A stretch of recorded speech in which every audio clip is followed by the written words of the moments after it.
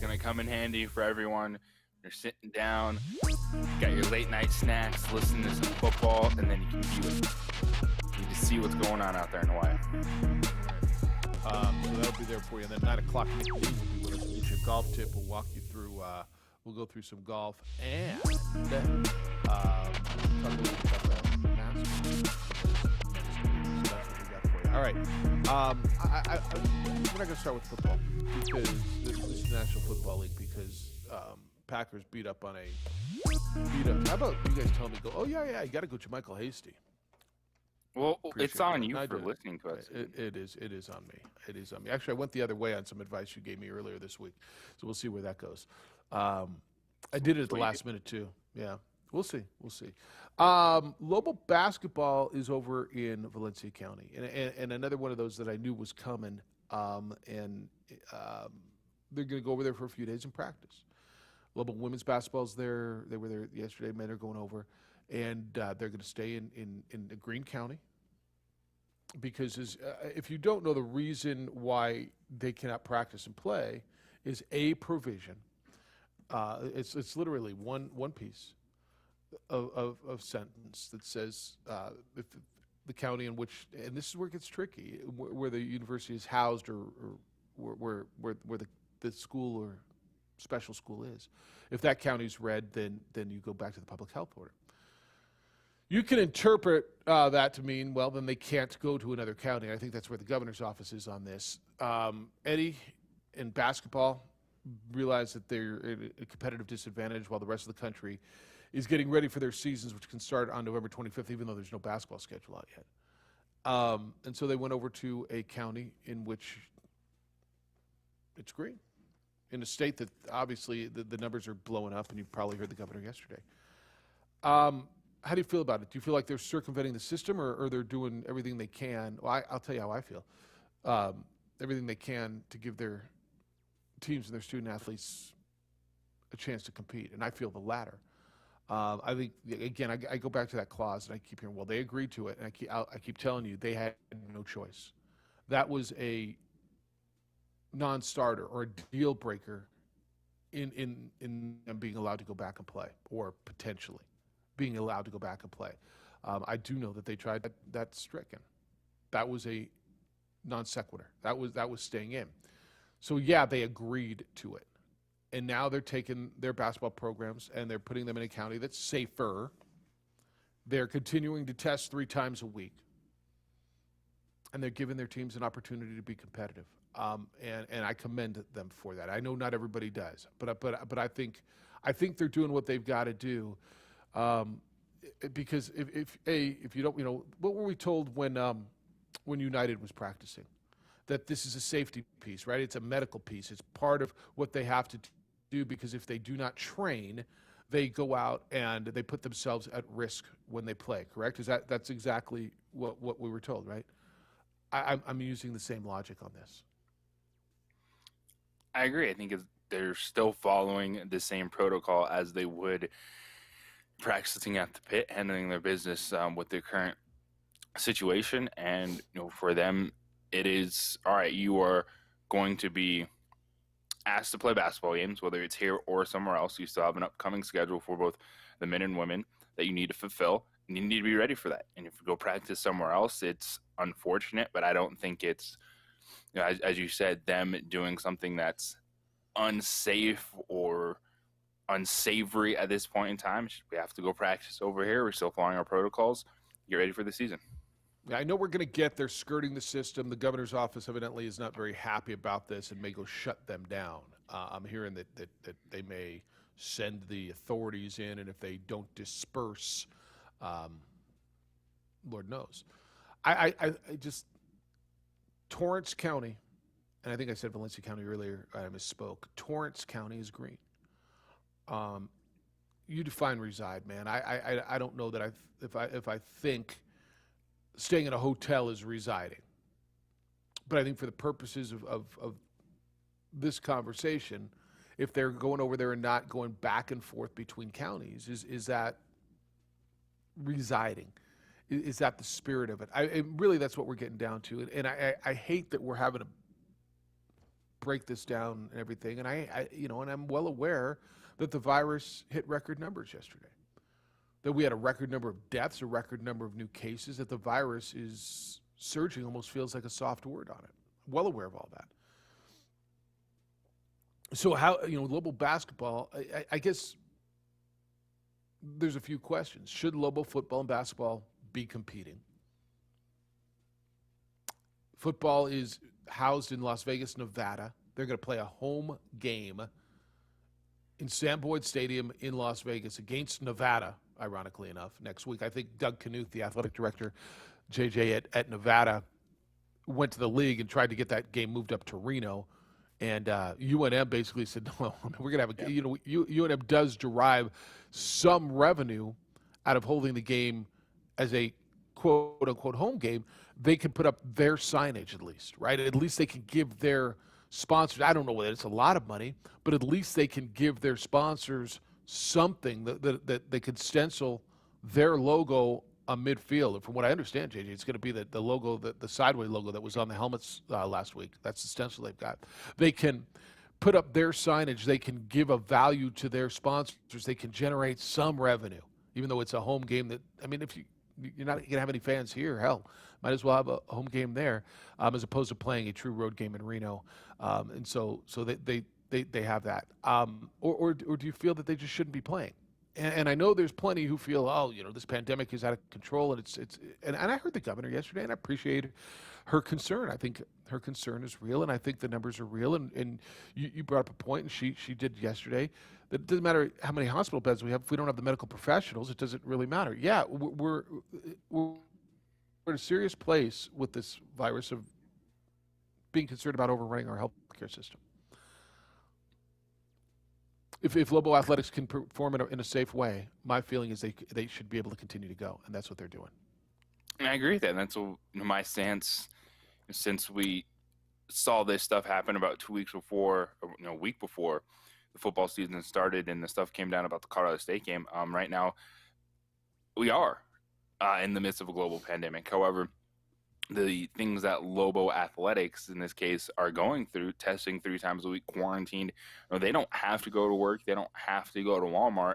They don't have to do all these things that other people do have to do on a daily basis, to survive and live, but then are putting themselves at risk. I don't see how that hurts the rest of us. So I think we've been over that plenty. We understand that in this regard. I don't think preventing them from playing their sport when they're in a environment where they're not going anywhere. They're testing 3 times a week, playing a football game, coming back, and that would have even been the case had they still been in the state of New Mexico, is overwhelming anyone else in this situation.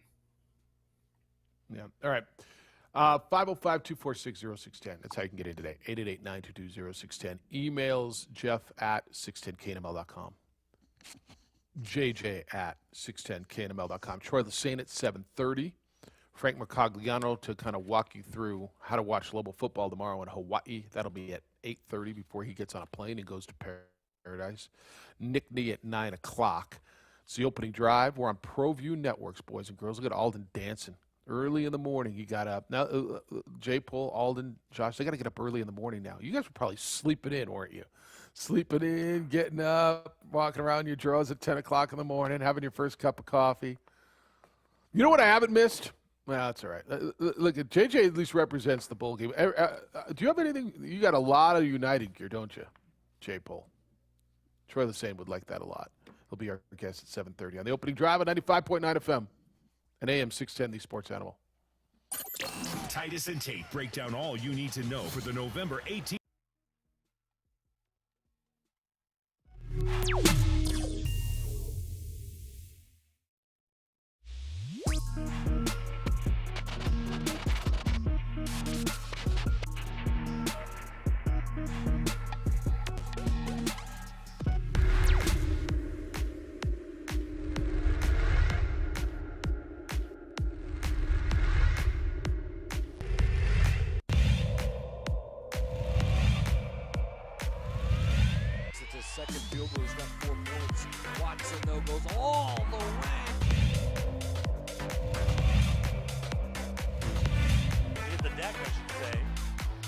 Cordova tried to throw it off Romero.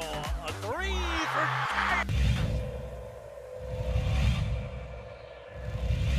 Set out to Tapia. Nice move behind his back. It's a good...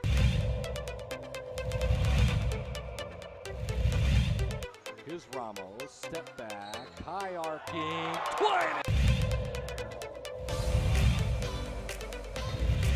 But he needed to get his legs back under him. Ooh, little kick.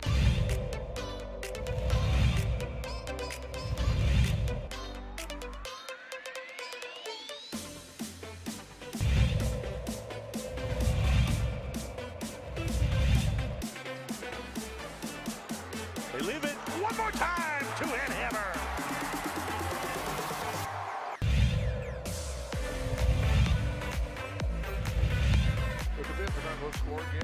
Up top! Yes! And the finish for Akbayosi.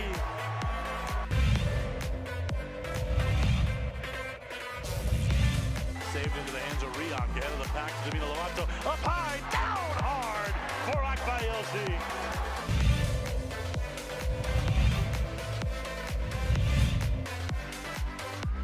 Out of the corner, Casals, the 3-0, Katenge! Let me clean up the mess! He dropped out of the rafters for that one, Steve.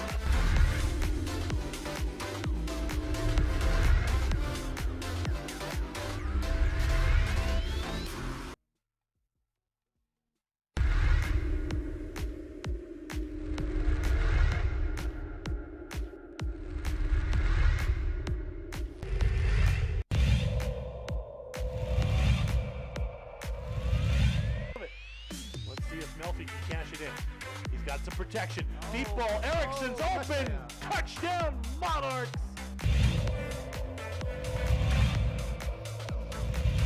Second and 10. Smith looking, and he's going to fire over the middle, and he's got his guy, and it's another big play. Walking away for a touchdown, Tristan Altier.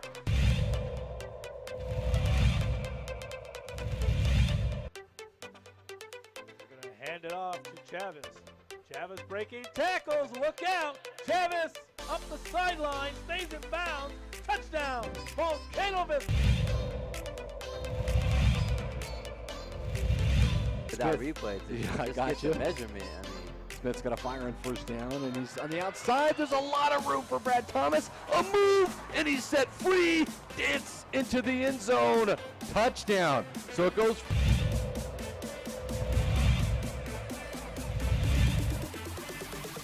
He'll run with it. Stumbling.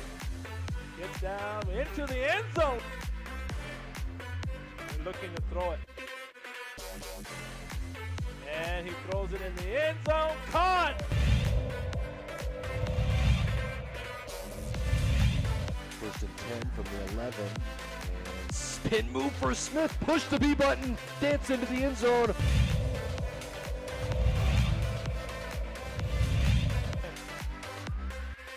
He'll throw it. Looking. Here comes the rush. Stepping up. Tapia now running around. Being chased. Looks across. Throws it up, man's wide open. Ball is caught. Touchdown. Jimmy Gaye.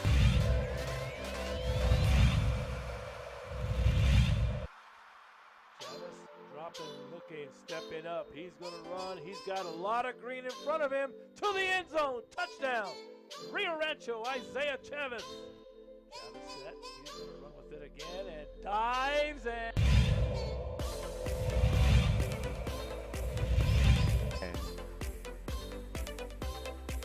It's Austin Smith, and to the outside, a lot of room. Look out, a foot race down the sideline. All the way on the first play from scrimmage, Chris. That's a touchdown.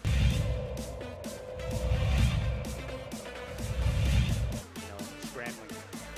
And great hit. He bounces off outside. Got some daylight at the 20, the 10, the 5. What an incredible run. Struggled, especially in the red zone. Half. Patrick O'Brien played quarterback for the Rams, 255, two touchdowns. Levi Williams at 321 for the Cowboys, and Xavier Valladay had a good day running the football. at 147 yards, but it was the Rams who got up early and then were able to hold on. Surprised to me, actually quite a surprise to me. It was very surprising. It was a tremendous performance from Colorado State, and what we didn't know is who was going to play quarterback for the Rams, and that changed everything, putting Patrick O'Brien back in the starting lineup. They had their number one receiver, Dante Wright, back. He had 10 for 146. So they made huge plays early, and it was Wyoming passing the football that got them in trouble. The first score of the game for Colorado State was a pick six. Next series, it's 3rd and 12, so Wyoming is forced to pass. Levi Williams dropped back, sack, fumble, very first play after a chains of possession, 29-yard touchdown pass to McBride, and all of a sudden, Colorado State is up 14-0, and that's not where Wyoming wants to be. When they have to throw the football, it's not very good, and they got hit really early in this game. Now, because of what they do defensively, and Levi Williams and offense, they grind. They got back in the game. They made it a one-possession game. The freshman kicker for Colorado State hit a late field goal to give them that 10-point buffer, and it was a huge response for Colorado State in a big-time rivalry game. And you saw the emotion right when that clock hit 000. They all ran to the boot, and they finally, first win for Colorado State over at Wyoming since 2015. Yeah, Das Boot means quite a bit to those players and those coaches and certainly the fans in that rivalry. So the border war goes to Colorado State last night. Nevada continued to roll 34 points. So they put up 37, 37, 34. And Carson Strong was 36 for 52, had another big day, 400-plus yards, 3 touchdowns. And Tuatua had 107 yards rushing for the Wolfpack. Nevada's good. I don't know. So they've beaten Wyoming. They've beaten a Utah State team who's really struggling. Who'd they beat in between? Where did I forget? UNLV. They beat UNLV. They won the Cannon and turned the Cannon blue. So I don't know that they've beaten anybody yet. I think they're good. They're going to get to San Diego State here in a couple of weeks. We see San Diego State tonight against San Jose State. I think they're good, though, don't you? Absolutely. I think Carson Strong is already making the case to be the best quarterback in the Mountain West. A redshirt sophomore has been tremendous. The receiving core, Romeo Dubs, Elijah Cooks, I think that's the best duo in the Mountain West Conference. They are for real offensively. Now, you're right. It's been the opposite of Utah State. Now, Utah State had to start the season. They played Boise State, San Diego State, and now Nevada. And they're not a good football team, and that shows when you are playing some of the best teams in the conference right out of the gate. So I believe in Nevada. They haven't been tested just yet in Mountain West play, but they're handling their business fine through 3 games, all in on Carson Strong, and they are definitely going to push for a top 2 spot in the Mountain West. I think that's right. And I think their path is going to be, how do they get through San Diego State? What do they have left? Because they don't necessarily – and, again, I think it's such an odd year, right? After those 3 teams, you just said San Diego State. And San Jose, I guess San Jose State can prove tonight that there's something. But after that, I mean, it seems like there's a big drop-off. I would have thought that we were going to say that Air Force was in that picture, and it doesn't feel like they are. You've got Boise State, who plays BYU tonight. Next for Nevada, they get the Lobos. They get Hawaii. The Lobos, San Diego State, and then Hawaii and Fresno State and San Jose State. So I don't know where their resistance is. And we'll learn. Don't you think we're going to learn a lot about San Jose State tonight? Oh, absolutely. Nick Starkel, who is the man crush of Micah when we were going back and forth in our Mountain West quarterbacks. It's a huge opportunity for him to show where he is now in his career settling in. He has the weapons. We saw the throws he made against the Lobos. There are a couple big-time throws in there. Yeah, it's the Lobo defense, but now, all right, can you do that against a team that's going to try to slow the game down, control the football, limit the chances that you're going to have? Huge statement opportunity for San Jose State tonight. Where the hell is Micah? Why don't I see you today? I mean, why are you not on my Zoom picture? Look, screen. Where are you? You just forget your computer running out the door? All right, then. Are you still there? Are we still here? Check. Right. I'll pretend we are. All right, here's your games tonight. Sorry, CBS Sportsnet. 7 o'clock tonight. San Jose State, San Diego State. That'll be in Carson, California. JJ, what's it called? It's not the StubHub Center anymore. It's the something place where Aztec Chargers Bowl? used to play. It's not Aztec. Old Aztec Bowl is where Viejas sits. It's actually called Viejas Arena at Aztec Bowl. I don't know if you knew that. That's back in the old days. That's where we used to play intramurals. Back in the 50s, I think they played football there on campus. BYU Boise State tonight, 7:45. That game will be on Fox Sports 1 for your viewing there. I got some emails in regard to Louisville football, Louisville basketball, the governor's office. We'll get to that here in a little bit. But when we come back, we're going to talk a little soccer. Troy Lesane is the Coach of the Year in the USL Championship because he had a terrific year in incredibly tough situation. And so he's going to join us when we come back. I want to tell you about my friends over at Kirtland Federal Credit Union, the home loan professionals at their home loan center. They're experienced and they are friendly.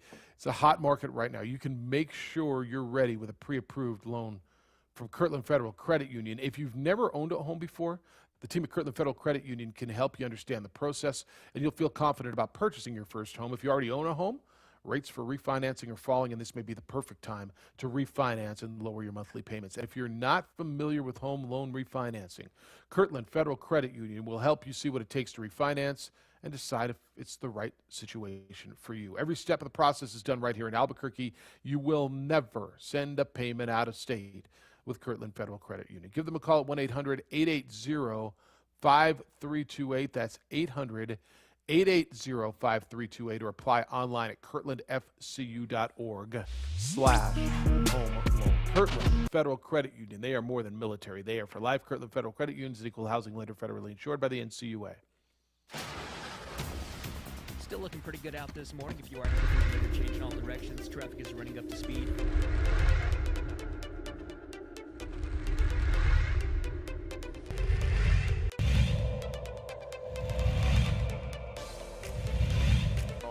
Lovato driving. They're going to count it.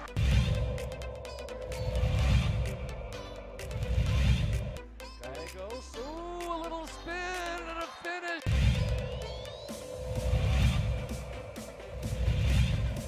Natalia Chavez, good spin. Takes a.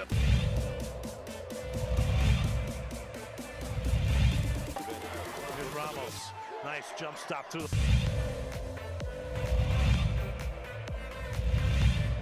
Played with the gambling a little bit. Oh, there's that.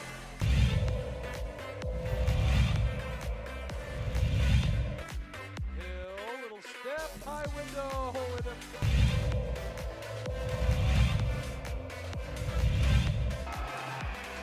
Got the second. Here we go, 3.9. It's Cooper's going to run with it. Cooper's going to swing it out to Lowry. Lowry, Portillo couldn't get it off, and Clovis goes in.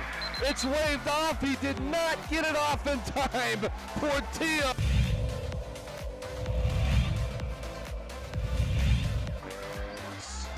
Reverse layup. Gallegos spins, window, finishes.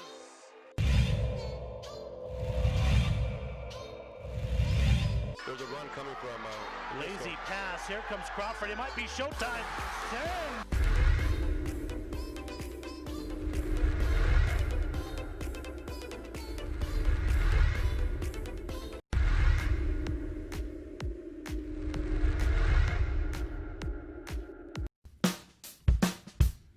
Well, I'm going to the frontier, walking to the cashier, order up a root beer and a number one. Cover it with green stuff, one scoop is not enough. Find a booth is real tough, back by the Duke. Meet my family, meet my friends in the quirkiest restaurant I have ever been. All of Albuquerque's favorite spot, it's the Frontier Restaurant. The Frontier Restaurant is a proud supporter of ProView Sports Network.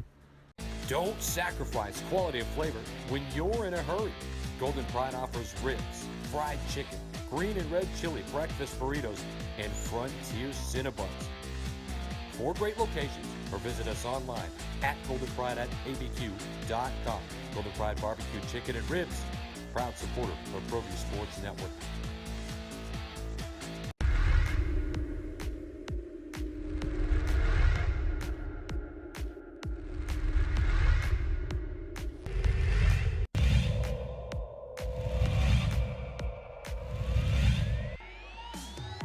Shoot. They'll get one off, and it'll count high off the window.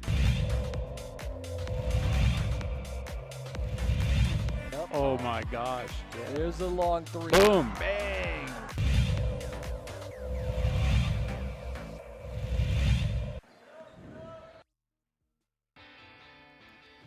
Well, it was a crazy season, but I guess that's so understated because of what we've all gone through this year. For New Mexico United, a crazy and successful season. It's the opening drive, Jeff Siembieda and J.J. Buck. We'll get back to your phone calls coming up in just a bit.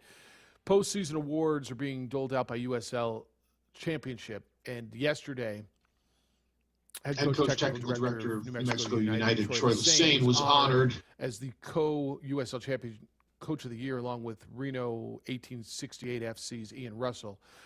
8 wins, 4 losses, 3 ties, good for 32 points in second place in Group C in this abbreviated, whacked-out season where everything was done on the road in regards to competition. But I think what that does is even accentuate more the job that Troy Lesesne did. The newly minted USL Championship Coach of the Year joins us on the Quan's Auto Care Hotline. Troy, congratulations on a successful season and the award. How you doing? No one sent me his number. Oh, there is no Troy. We don't have Troy yet. All right, JJ, can you help him with that? Yeah, just wait for the phone call. Oh, we're waiting for him. All right. Sorry. That was a pretty good setup, don't you think? I didn't even write that. Very good setup. What did they got? Oh, that whole setup there. All right. No surprise, right? I mean, after what they went through this season and everything they did on the road, JJ, no surprise, right? I mean, this is well the acknowledgement, of course, from the league for what he and this team were able to do every match on the road, and then advance, in the postseason and be competitive. It was a tremendous year. Yeah. All right. Head coaches pride themselves. Make sure you're on time. If you're on time, you're early. But we'll give him, since it's postseason, 1 minute late. All he did is just miss the incredible introduction we just gave for the freshly minted USL Championship Coach of the Year. Good morning, Troy. Congratulations. How you doing? That was on purpose. I don't want to hear these platitudes. We didn't bring a trophy to New Mexico, so the recognition that you guys are given in the USL, I missed that on purpose, man. Well, you actually did bring a trophy, not the one you wanted, but you're bringing this. I think you get a trophy for this year. You get a plaque. What do you get? A recognition? You get a gigantic bonus? No idea. Well, I don't know about a gigantic bonus, but no idea about a plaque. But I do think what you guys said, I did catch the tail end of that. It's a phenomenal reflection on the season that we had and what the players and staff put into not only keeping everyone safe and healthy, but making New Mexico a winner and making 2020 better than 2019 under severe circumstances. Yeah, I think everybody in this country and on the globe, for that matter, is dealing. There's nobody who has not been affected by this pandemic on a daily basis. And in your business and your club more than any club in your league, when you look back on it, I know when you were living it and every day talking about it, it just kind of became, all right, this is what we're doing this year. When you look back on it, the insanity, the enormity of what you guys had to do, have you reflected and looked at it in a different light at all? Probably not in full, not to what it probably is owed, and that'll happen. And mainly because we have a 5-week-old right now, and if you hear her screaming in the background, you know where my head is and where my where my thoughts are at the moment. But I think that this is for us. What I can say about this season is, at every turn, the players had a choice to make, and that choice was, are we gonna make excuses, and those excuses are real, and then succumb to those excuses, or are we gonna go the other direction? I've talked to you guys a lot about that, about how we talked endlessly about embracing this and leveraging this challenge and saying this can be a seminal moment in all of our careers, and it has been in a lot of ways. Again, the thing that would have made it sweeter is to progress in the penalties versus El Paso. You know, we were penalties away from going to the Western Conference Final, and anything could have happened at that point versus Phoenix, I think, at that stage. So there's more work to do, that's for sure. Having a newborn kind of puts a silly little Coach of the Year award in perspective, doesn't it? He doesn't appreciate the Coach of the Year award, I can tell you that. Troy Lesane, the USL Championship Coach of the Year, is with us on the opening drive. Well, Troy, I'm sure there's some Dad of the Year awards in your future. But first off, congratulations to you and your wife. I don't think I've had a chance to say that to you personally in this time. How have you been able to stay so grounded this season, yourself, and not let this moment overwhelm you? Because I've been in that same situation. You have a newborn, but yet you're the head coach of a soccer team that's forced to play every game on the road, etc. But you were able to present a message that was the same, that was consistent. How did you stay level-headed? Well, I think the best decisions that I've made from the beginning of forming this club, when we had a blank canvas and we started from scratch, was get the right people in the room, both on the coaching side and then on the player side. So I rely heavily on my staff. I rely heavily on the players. I collaborate with the players as much as I do the staff. So I talked to Devin Sandoval about, what the messaging needs to be. I talked to Chris Weehan. I talked to Josh Suggs, Cody Mizell. I talked to these guys and ask about training, ask about the opponent, what they think. And when you have good characters and you have characters that are selfless, which is what we have both in staff and players, it allows me to, compartmentalize a little bit and start to be able to focus on a lot of different things, which is really important when you're trying to build a club from year one to year two. And Troy, is that something that you've always wanted to be as a head coach, is kind of have that balance of control in a locker room, or is that something that you had to learn along the way that was best fit to you?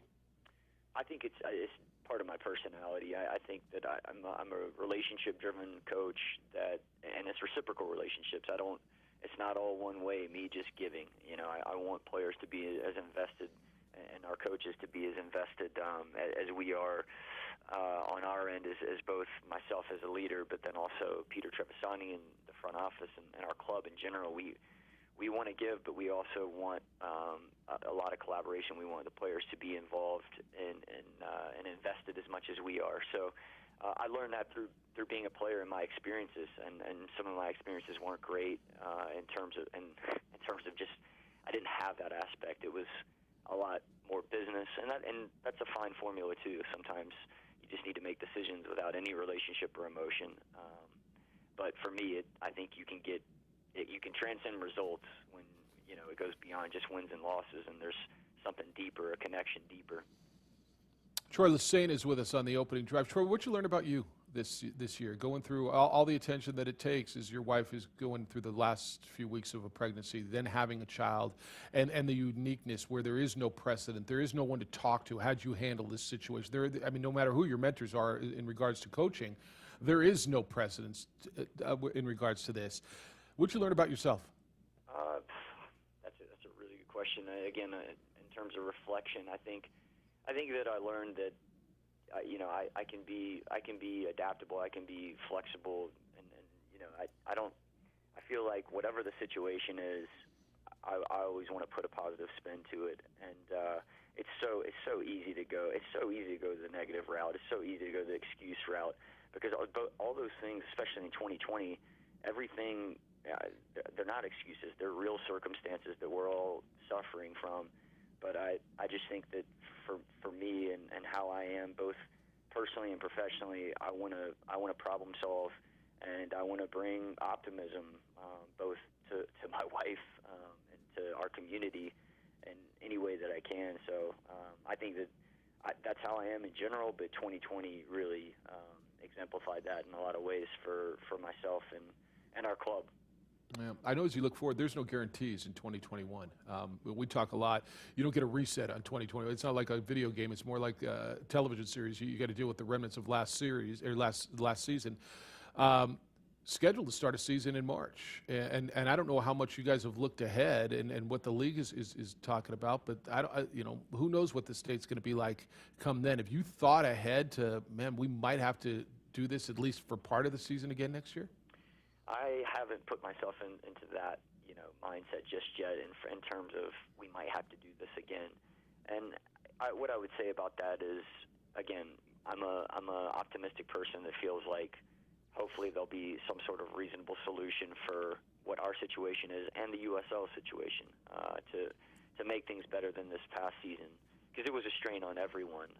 Clearly, the strain for us was a lot more severe, but we're hearing that they're going to try to delay the season to allow for more time, for other solutions, whether that's a vaccination or the numbers to die down, or even this election right now affects what the path is towards finding a solution for COVID is. So I think the league's smart about, and our owners are smart about saying, let's push it back, a month and a half, 2 months even, and we can still get plenty of season in and maybe be better prepared to navigate all the ins and outs of what the season might look like in 2021. A few more minutes. Troy Lesane is with us, United head coach, technical director, named yesterday as the co-coach of the year in USL Championship.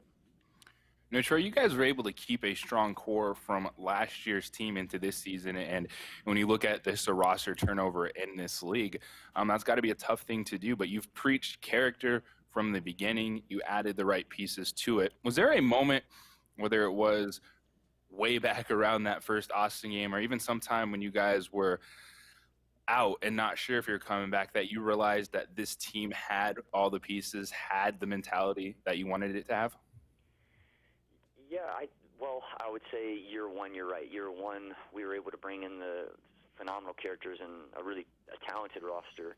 And so year two, we solidified at least, 12 players at least from year one. And we're going to do the same thing from year two to year three. You'll see some announcements here soon. We're going to lose some guys as well, some guys that we wanted to keep, some guys it was just better served to move in a different direction. And then also adding in, we've already secured, 4 top signings that I'm really excited about. So the future looks bright about the continuity we're keeping and what we're building on in 2021. I don't think that there was like that revelatory moment of saying, well, this is the group that's going to be able to embrace playing all matches on the road. It's really just more over the course of time. I just can't stress enough when you have Devin Sandoval and Josh Suggs and Cody Mizell as captains, and then you add into the mix, David Estrada, who's got his own personality that affects the community in a positive way, Austin Yearwood. Now you bring in Kalen Ryden, you bring in Andrew Tenari, who have championship experience, and it was the right mix of continuity from year one, but improving the character and amplifying the character and the culture of the club in year two. And we're going to do the same thing from year two to year three. In regards of putting it together, I saw the report yesterday on Chris Wehan signing with Orange County. I don't know what you can say about that, if that's a done deal, but in regards to the complexity of just trying to keep things together and what's, what the strategy is, what's important as far as adding new pieces and yet keeping what you guys feel is essential. Yeah, Chris Wehan is essential, and he has been essential since day one, and I saw that report as well yesterday. It's a conversation that I can't go into too much depth about it necessarily, but what I'll say is that, believe me, he's a player that we want to keep, that we've been negotiating with, and at any point in these decisions, if it goes the other way, then it's not a surprise. As the technical director, we have a lot of conversations throughout the season about a number of different things, and one of those in particular, when you're coming out of contract, is how can we keep you if you've been a member of the team that's been so impactful like Chris. But a player also has to weigh up, personally, professionally, what the right move is for themselves. We saw that last year with Santi, and that's the business we're in. So if that's the decision that's made by a player, Chris in particular that we're talking about, then my job is to go find the next player that's going to hopefully make the same impact. It'll be different, that's for sure, because you just can't replace a Chris Wehan. Again, with his personality and him being so ingrained in New Mexico the last 6 years, or at least 6 years of his life, going to UNM. But that's the job that I have to realize and undertake, and we'll do it again. We'll go find someone that hopefully can measure up to Chris if he makes that decision and moves on. Troy, how'd you celebrate? With like mushed bananas or like the little sweet potato blueberry buckle? Yet, man. If I can get a combination of some breastfeeding with a bottle right now and some sleep, man, sleep is the celebration. Sleep, yeah, sleep's a hell of a celebration. All right, go get some of that. And congratulations on the award, but on a tremendous season in ridiculous situation. You handled it with incredible grace and humility and went out and won games, and it was impressive. So congratulations to you and the entire roster on a great season. Appreciate you guys. Always appreciate you having me on, and all the best, man. We'll catch up soon. Take care. Troy Lesane, co-coach of the year, USL Championship. I've told you this. He's my favorite part about United. I like his humility but confidence. I like his calmness, his confidence. He's done a tremendous job building the core of that, and I like what he does. Yeah, and he's someone. It's evident. The things that he says come to fruition. Like the way he wants his players to act, the way he wants them to perform. As he said, that give and take relationship, it goes both ways, and it's evident when you're around this team. It was evident this season, to his point of no excuses, and it was the easiest thing to do. He never went that route. He answered the same questions weekly, with the same level-headedness, the same attention to detail. I'm right there with you. Troy Lesane has been tremendous and has really been at the core of what United has been able to do the last 2 years. All right, 505-246-0610 if you want to get in. You can do that. Jeff, JJ, Micah, and we're on ProView Networks. It's the opening drive on 95.9 FM and AM 610, the Sports Animal. Do you own or rent your home? Sure. Martinez will beat the buzzer. Got it to go. His forward driving kick. Three's in the air. It's good.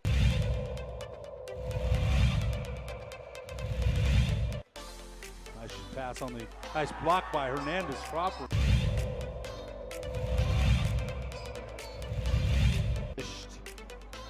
And Brown in the transition.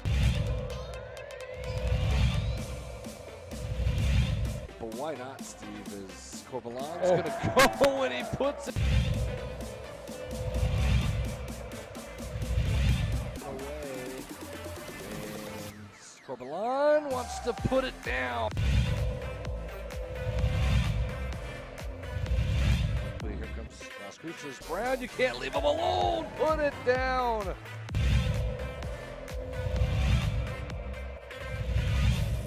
Gershon in transition, 3-on-2. Gershon going to go all the way. Whoa, Morgan!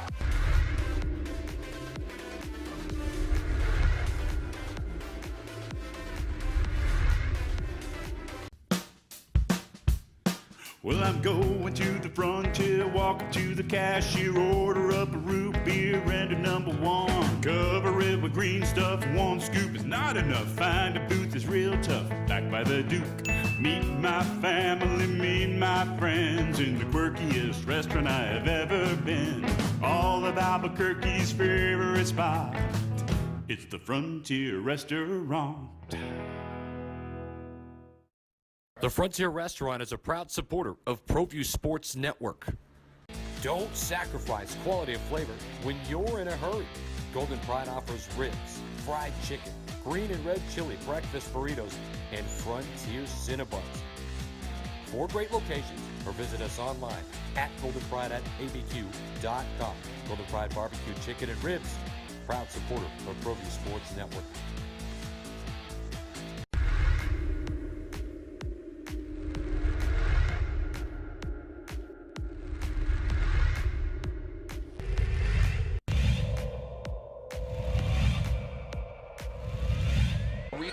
Moreno extra pass, and Watson.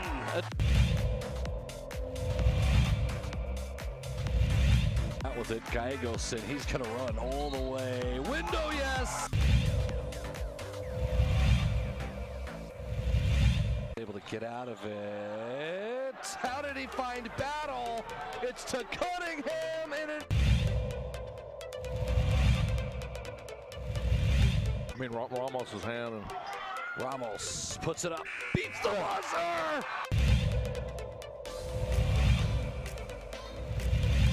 Boy, Jefferson wide open. Getting Jefferson to Daraji. Into Watson with the jam.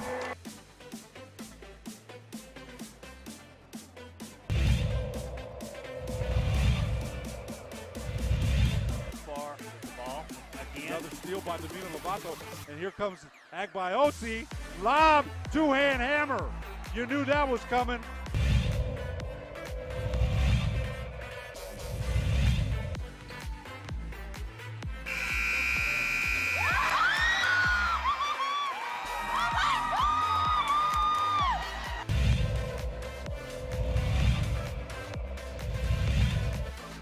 Devils is all over the place. Neck out the lob, tagged by Osi, the one-hand hammer. Put up. And a drive from Parham.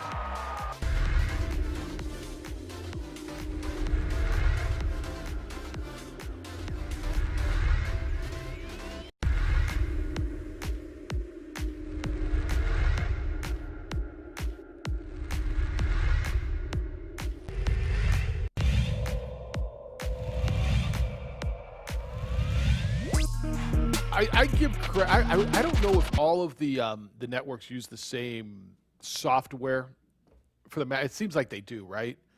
I know all the same information would be available, but I don't know if there's just one company that makes the magic wall for all of them to go up and touch the screen and let's go into Wisconsin and go in here to, this is Green Bay, this is blah, blah county. And in 2008, here's the numbers. And then here's what happened. Clinton won in 6 and with all the trends. I don't know if it's just one company, but whoever inputs all that stuff is just, I mean, your mind is just mashed potatoes, right? Oh, absolutely. It's like, oh, we're going to zoom in on Allegheny County and in yeah, that's Pittsburgh. That's Pittsburgh. I know that one. 1867, they voted this way, and then come on, man. 1867 is not an election year. You know better than that. Yeah. In 1868, they voted this way, and then this is Steve back in 2016. Steve voted Republican, but his street flipped this year, and let's take a look at the votes. His street is exactly right, though. It is. It's just mind. My mom, we FaceTime her every day, and we were watching the governor when Addie. Well, we had the governor on. And are you watching the election results? I'm like, Mom, you're in the same position that you were in 3 days ago. And then she's like, oh, okay, Nevada, Biden's leading by about 8,000. Mom, it hasn't changed in 3 days. What are you doing? And she's just staring at it, and Addie's just shaking her head. And, she's got the TV. Yeah, she's got the TV blaring in the background. Did you see what they did on this? I don't watch that network, Mom. I don't watch that one. Key erase alert. Well, here, put that one on. No, we don't watch that one in my house, Mom. Addie's like, yeah, Dad won't put that one on in our house. That's right. I won't put it on in our house. It's unbelievable. I guess we're getting closer. I don't know. I believe me, I just don't know. All right, 505-246-0610 on a Friday. We will hoe at some point, I'm assuming. Micah's got his hat on. He picked the sleep out of his eyes during the Troy Lesane interview, and he's up and ready. He found 8 minutes he can get from his bed to his job. Which is how are you getting to work these days? Girlfriend's car still? Yep. How do you not have a vehicle yet? Because I'm still waiting on that dang check from those people. From those people? From like the insurance company people? Yeah. They're like some commercials, my money and I need it now. Yeah. Need a check in a wreck? Call these people. You know me. I got my money and I want it now. Dude, do you need me to get you with one of my lawyer friends? Nah, I got everything signed and notarized. I sent it to them, and I'm just waiting on that dang check so I can get me a vehicle. Call. You need a check in a wreck? Call Bert. You know me. Do I, though?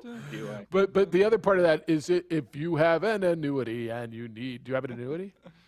You have to have the money to get the money. See what I'm saying? If you have an annuity and you can't just say it's my money now. Yeah, you can't say that dude's got an annuity and I want his cash now. That's not how that works.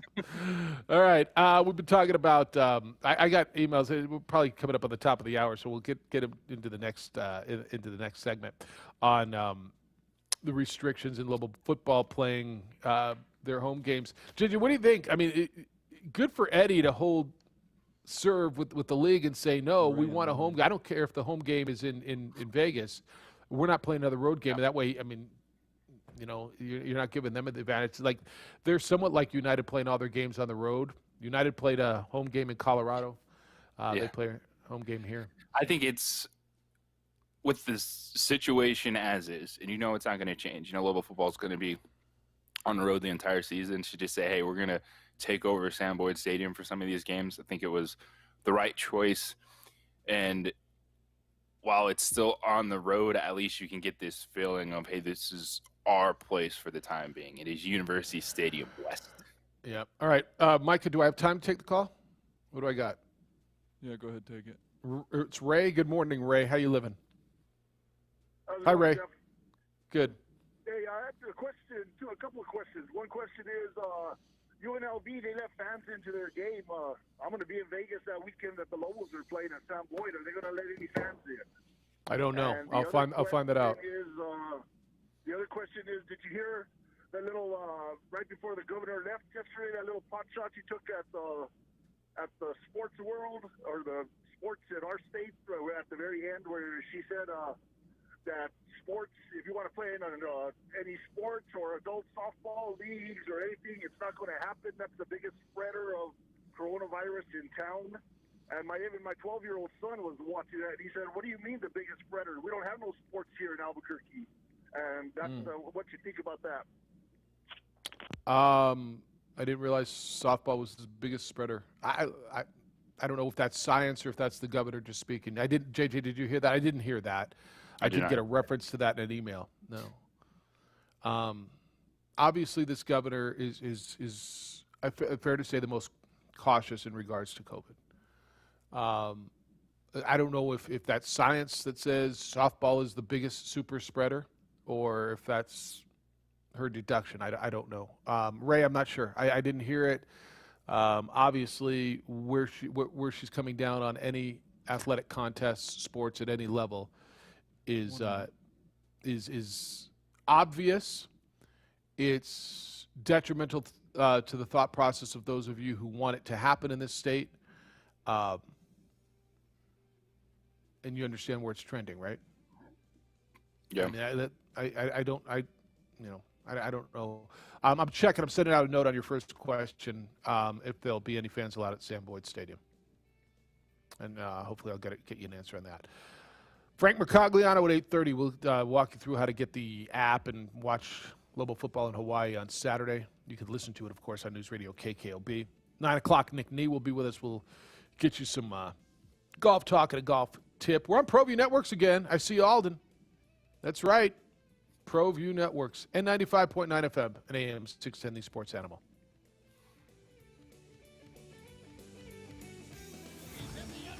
The Sports Animal is your home for NFL doubleheaders every Sunday afternoon.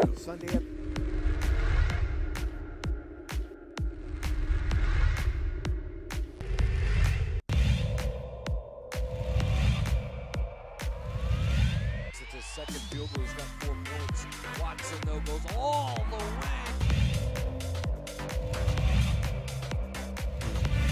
Hit the deck, I should say. Cordova tried to throw it off. Romero, a 3 for...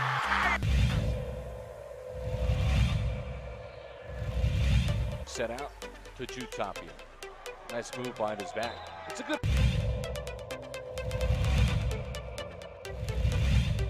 Here's Ramos, step back, high arcing,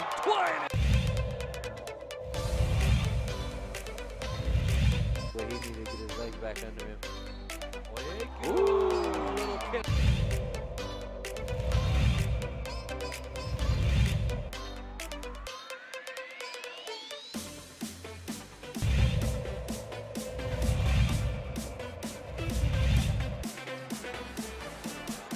They leave it one more time to Hammer.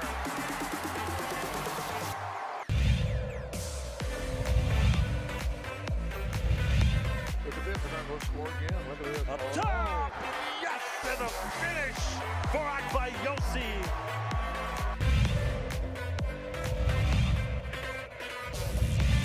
Saved into the hands of Leon, ahead of the pack, Davina Lovato, up high, down hard for Akbayelsi.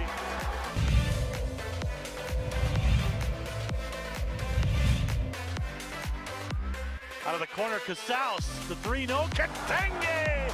Let me clean up the mess! He dropped out of the rafters for that one, Steve.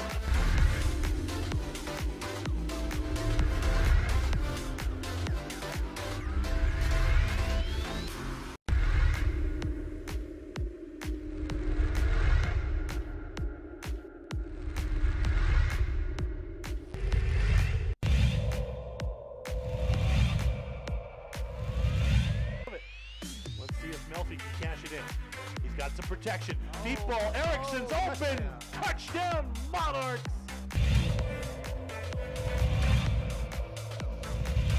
Second and 10. Smith looking, and he's going to fire over the middle, and he's got his guy, and it's another big play.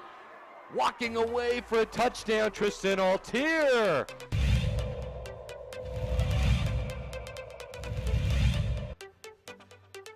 going to hand it off to Chavez. Chavez breaking tackles, look out! Chavez up the sideline, stays in bounds, touchdown, Volcanovic! That replay, I got you. Measurement. I mean, Smith's got a fire on first down, and he's on the outside. There's a lot of room for Brad Thomas. A move, and he's set free.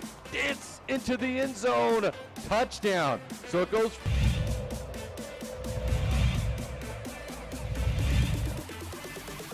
He'll run with it. Stumbling. Gets down into the end zone. I don't have another rostered receiver. What about my kicker, Micah? Should I get a new kicker? And he throws it in the end zone. Caught! What a weekend you should have. Get NFL. You got Lobo football coming up this weekend. No Aggie football, but JJ, did you see the Aggies added a second football game in March? A home game against a new WAC rival in basketball, Dixie State. Can't wait for that WAC football league. You know what? Let me just tell you. What do you think you're going to have in March? What do you think? What do you think? You're Madness, Jeff? Early March? Yeah, you might have a little madness. Maybe. Yeah, I guess you'll have a little madness. Who knows? So right in the middle. Bad madness. So that'll be like right around that. I haven't looked at the calendar, but March, whatever. I think it's the first weekend of March.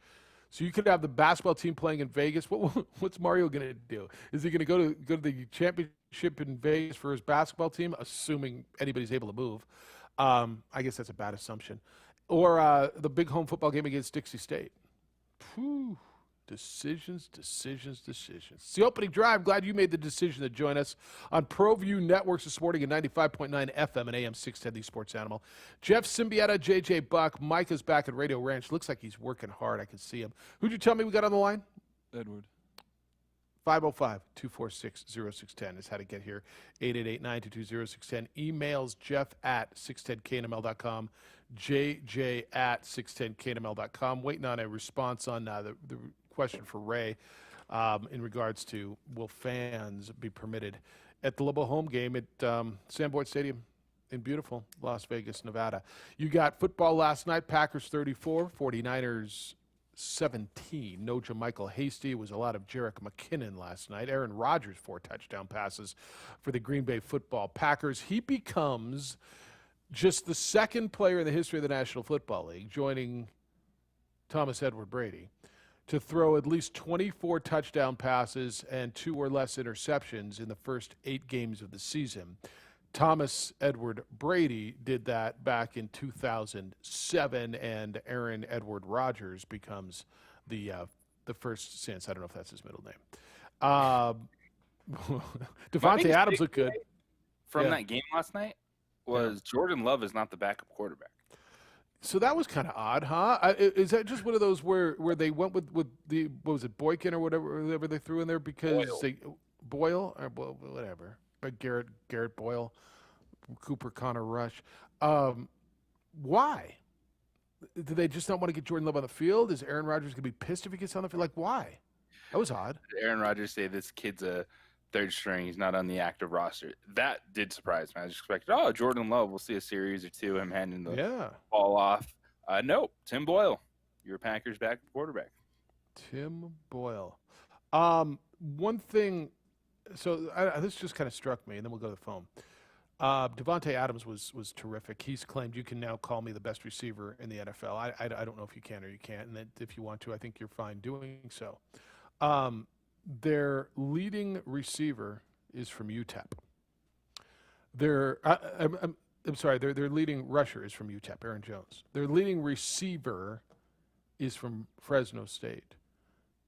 Their second leading rusher yesterday was from San Jose State. You see a little theme going on here, a little Mountain West regional love. Conference USA. Their second leading receiver is from USF.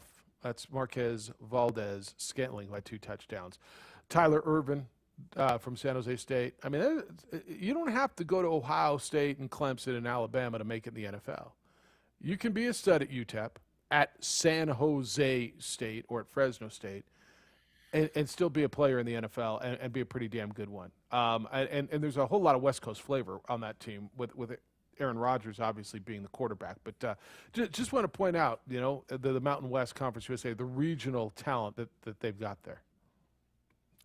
Credit to Packers front office for those draft picks. Devontae Adams, I saw a quote from him, said it when they picked up Tyler Irvin, he didn't want to talk to him because San Jose State whooped up on Fresno State a couple times when Irvin was a Spartan. It's like, all right, I warmed up to him a little bit now, but initially when he joined the roster, he didn't want to talk to him. But Devontae Adams did that. I still remember vividly at Fresno State. It's just a guy that you don't have to know sport or be a scout or he's better than everyone on this football field, and he's going to be impressive. Remember how good Tyler Irvin was? I mean, we used to watch Tyler Irvin every week. Go, dang! I mean, that's a bad team, but and actually they weren't horrible. But he was terrific. It's Aaron Charles Rogers for the record. Edward, good morning. You're on the Quan's Auto Care Hotline. Good day, sir. Edward. Aaron Edward Rogers has a nice ring to it. Yeah, but it's Aaron Charles, just so you know. He does wear number 12, right? So he can be a subservient quarterback to the greatest ever, Thomas Edward Brady, and Roger Edward Staubach. And didn't Green Bay's quarterback that won all those titles, or he wore number 5, Bart Starr, I believe. Bartholomew Starr. No, he didn't wear number 5. What about Jake, the Snake, Ken Stabler? Bart Starr. Yeah, he did. Bart Starr wore 15. 15, and 12 it resonates in the NFL. And that's Brian Bartlett Starr for the record. Brian Bartlett Starr. He went by a shortened version of his middle name. All-time great, Bart Starr. Loved him. He played right before Lynn Dickey. I remember Lynn Dickey in the 70s. That wasn't good for Packer fans. No, there was a bad run. I think Joe Namath also wore number 12, if I'm not mistaken. He did. Well, let me say this. I understand the New Mexico State Aggies have a game in March. You know what I think we should do? We should have a doubleheader. 4th of July weekend, my friends. Opening up with Sister Christian versus Arkansas Pine Sol. That's the warm-up game. And then we'll have UNM play New Mexico State. 4th of July weekend. What do you guys think? Title sponsorship? Might happen. They could have it around Elephant Butte Lake. We'll make a big soiree weekend out of it. That'd be fun. In this week of underperform, the government and the election and letting people down, I've let people down, the great people of Albuquerque with the 5-star picks. Guys, I'm coming in at 2-3-1 this year. We're just below the Mendoza line, and I need to do better. I need to uplift the spirits of this city. And I'm disappointed not only with myself, but, what are we, 40-some days away from Christmas? I need to put money. I need to put stimulus money in the pockets of the great people of Albuquerque. I have 3 picks, but before I unleash them, there was a lot of talk about insurance settlements and whatnot before the break. What is that commercial that resonates in our head? That's funny. Anybody who has any kind of net worth understands clearly and abundantly clearly understands making the money and achieving the money isn't the hard part. The hard part is keeping the money. I did a living trust a few years ago, and just in conversation with a young, dynamic lawyer that did it, I said, hey, I'm a stats guy. Tell me what the average net worth that you deal with here in Albuquerque for living trust. This is going to shock you guys. And he said, the average client that I work with here in Albuquerque has an average net worth of $5 to $10 million. $5 to $10 million. Really? And this isn't a guy who embellishes. There's no reason for him to escalate the numbers. And I kind of just took a step back and I said, well, guess I'm in the right place. Let me say You have something to strive for. This. Isn't that stunning, Jeff? Yeah, that surprises me. The average client that he worked with had a net worth No, I of mean, $5 to $10 million. but I mean, if that's your clientele and that's who you're going to, you're not going to the guy down there, off of Lomas to do your will. You're going to probably some guy in a high-rise who deals with high-end clients. Yeah, and it's a certain demographic, right? So I just thought the data was interesting. In the city of 800,000, which we all know there's probably 1.2 million people in the greater area. Hey, this weekend is a telltale weekend. It's a weekend of reckoning. If Notre Dame loses to Clemson with their backup quarterback, just shut it down. Just shut it down, right? If Jim Harbaugh, I believe, should make a move back into the NFL. It's just not working for him at Michigan. He's got his goofiness and all this, that, and the other, and he wants to set precedents, but it's just not working. I think he would crush it. I think the Cowboys should offer him $10 million a year and have Jim Harbaugh coach the Cowboys, and they would be in the NFC title game within 3 years, in my prediction. Anyway, speaking of predictions, please, I'm going to go with some favorites this weekend. Quickly. I'm going to take Falcons over the Broncos. I think they're going to cover the 4. The Titans, I think the Bears are the weakest 5-3 team since this 7 or 8 and no Steelers. I think the Titans are going to beat the Bears and cover the 6.5. And the Cowboys, as we all know, are 0-8 against the spread. I think the Steelers are going to thump them, and they're going to cover the 14. That's easy. Well, all right, enjoy the weekend. Have a nice weekend. Enjoy it. All right, see you. So there's some money for you. When we come back, breaking news in Major League Baseball. This is going to be interesting to you. It's a managerial hire, and I think it will be of interest to you. That is when we come back. We're on ProView Networks and 95.9 FM and AM 610, the Sports Animal. It's the opening drive.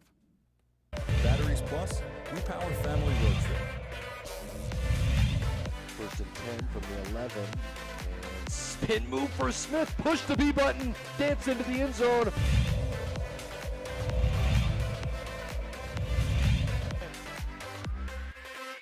Throw it. Looking. Here comes the rush. Stepping up. Tapia now running around. Being chased. Looks across. Throws it up. Man's wide open. Ball is caught. Touchdown. Siembieda.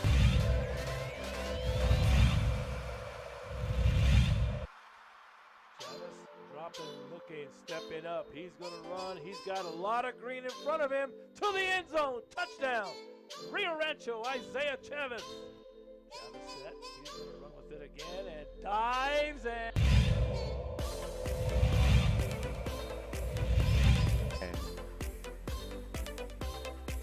It's Austin Smith, and to the outside, a lot of room. Look out, a foot race down the sideline. All the way on the first play from scrimmage, Chris. That's a touchdown.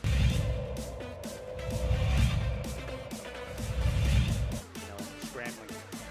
And off, great hit. He bounces off outside.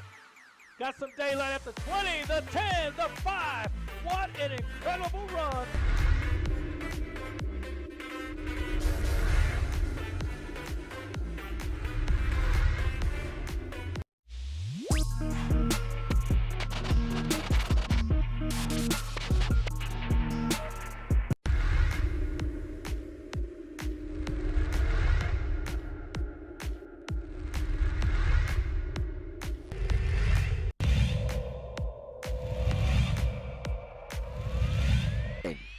Call it as Pavi's looking, and he's got a guy wide open, and it's Gay, and he's going to walk into the end zone.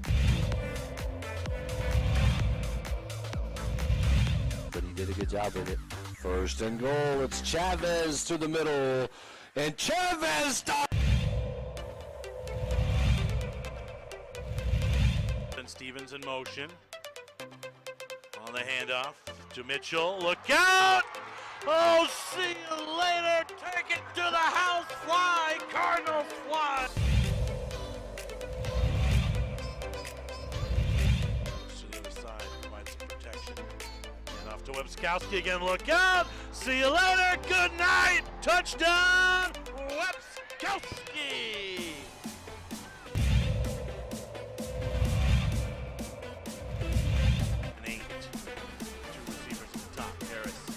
All day. He's going to fire to the end zone. Open man! Touchdown! Wildcat! Not a defender inside. A little bit. Skowski on the sideline! Hasta mañana! He's off to the races! Touchdown! Clovis! Albuquerque this afternoon. 34-24. Late in the third. How about this run? Nice play. Dickerman, he's still on his feet. Touchdown, Wolverine.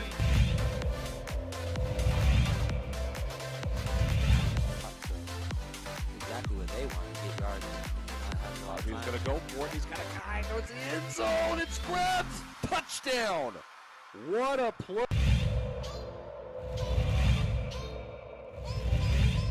And long here for the Storm. Handoff to, we're going to fake the handoff, excuse me. Davidson on the deep ball. He's got some space, and it's caught. Still on his feet. Touchdown, Storm. Wow. Santa Maria.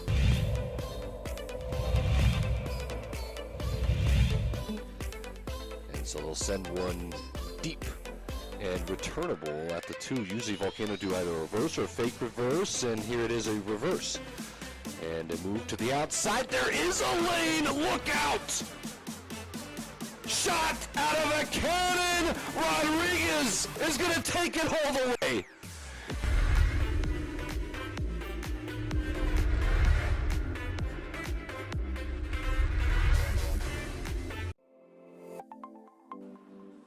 Get into the game with Garden Swartz Team Sales. They have everything you need, from screen printing, embroidery, and digital printing services, high school letterman jackets, and all high school and club uniforms, and individual and team apparel with the most reliable brands like Speedline, Rollins, and Wilson. And don't forget to check out the latest F7 Shut helmet. It's all at Garden Swartz Team Sales. Give them a call, 505-884-1234. Garden Swartz Team Sales.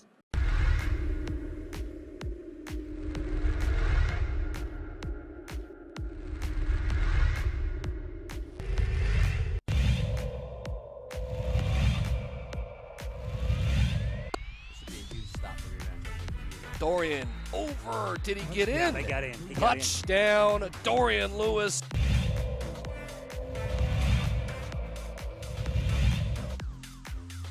Seconds to play. Benavides looking, still looking up the middle. It's intercepted. It's picked off by Freddie Anaya, and Roswell's season will end perfect.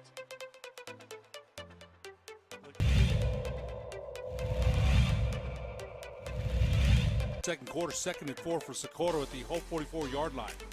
McDaniel trying, good block by Hicks. First down and more, 30, 25, 20. McDaniel might be gone. Touchdown. Wow. Touchdown for Michael McDaniel. It's 40 seconds this year. It's not like 25 like it used to be. He laterals it back. What a play by Hightower. Pitch.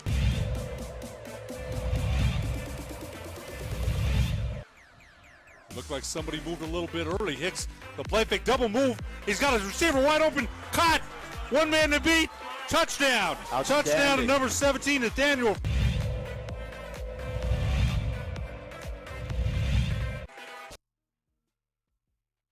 Joy to the neighborhood. Order holiday decor online. 3rd and 6. Big defensive play coming up here. Little trickery to Reese. See you later. Touchdown. They went for the deep ball to Reese. To the right, single receiver split to the left. Play fake, head up the middle, got some room. 50, 45, 40, has one man to beat. 30, 25, 10, 5, touchdown, Hope. Wow. On The breaking news stinker. Dun, dun, dun, dun. Do we have one? That could be it. Dun, dun, dun. JJ, see the breaking news? Yeah, key rate. Breaking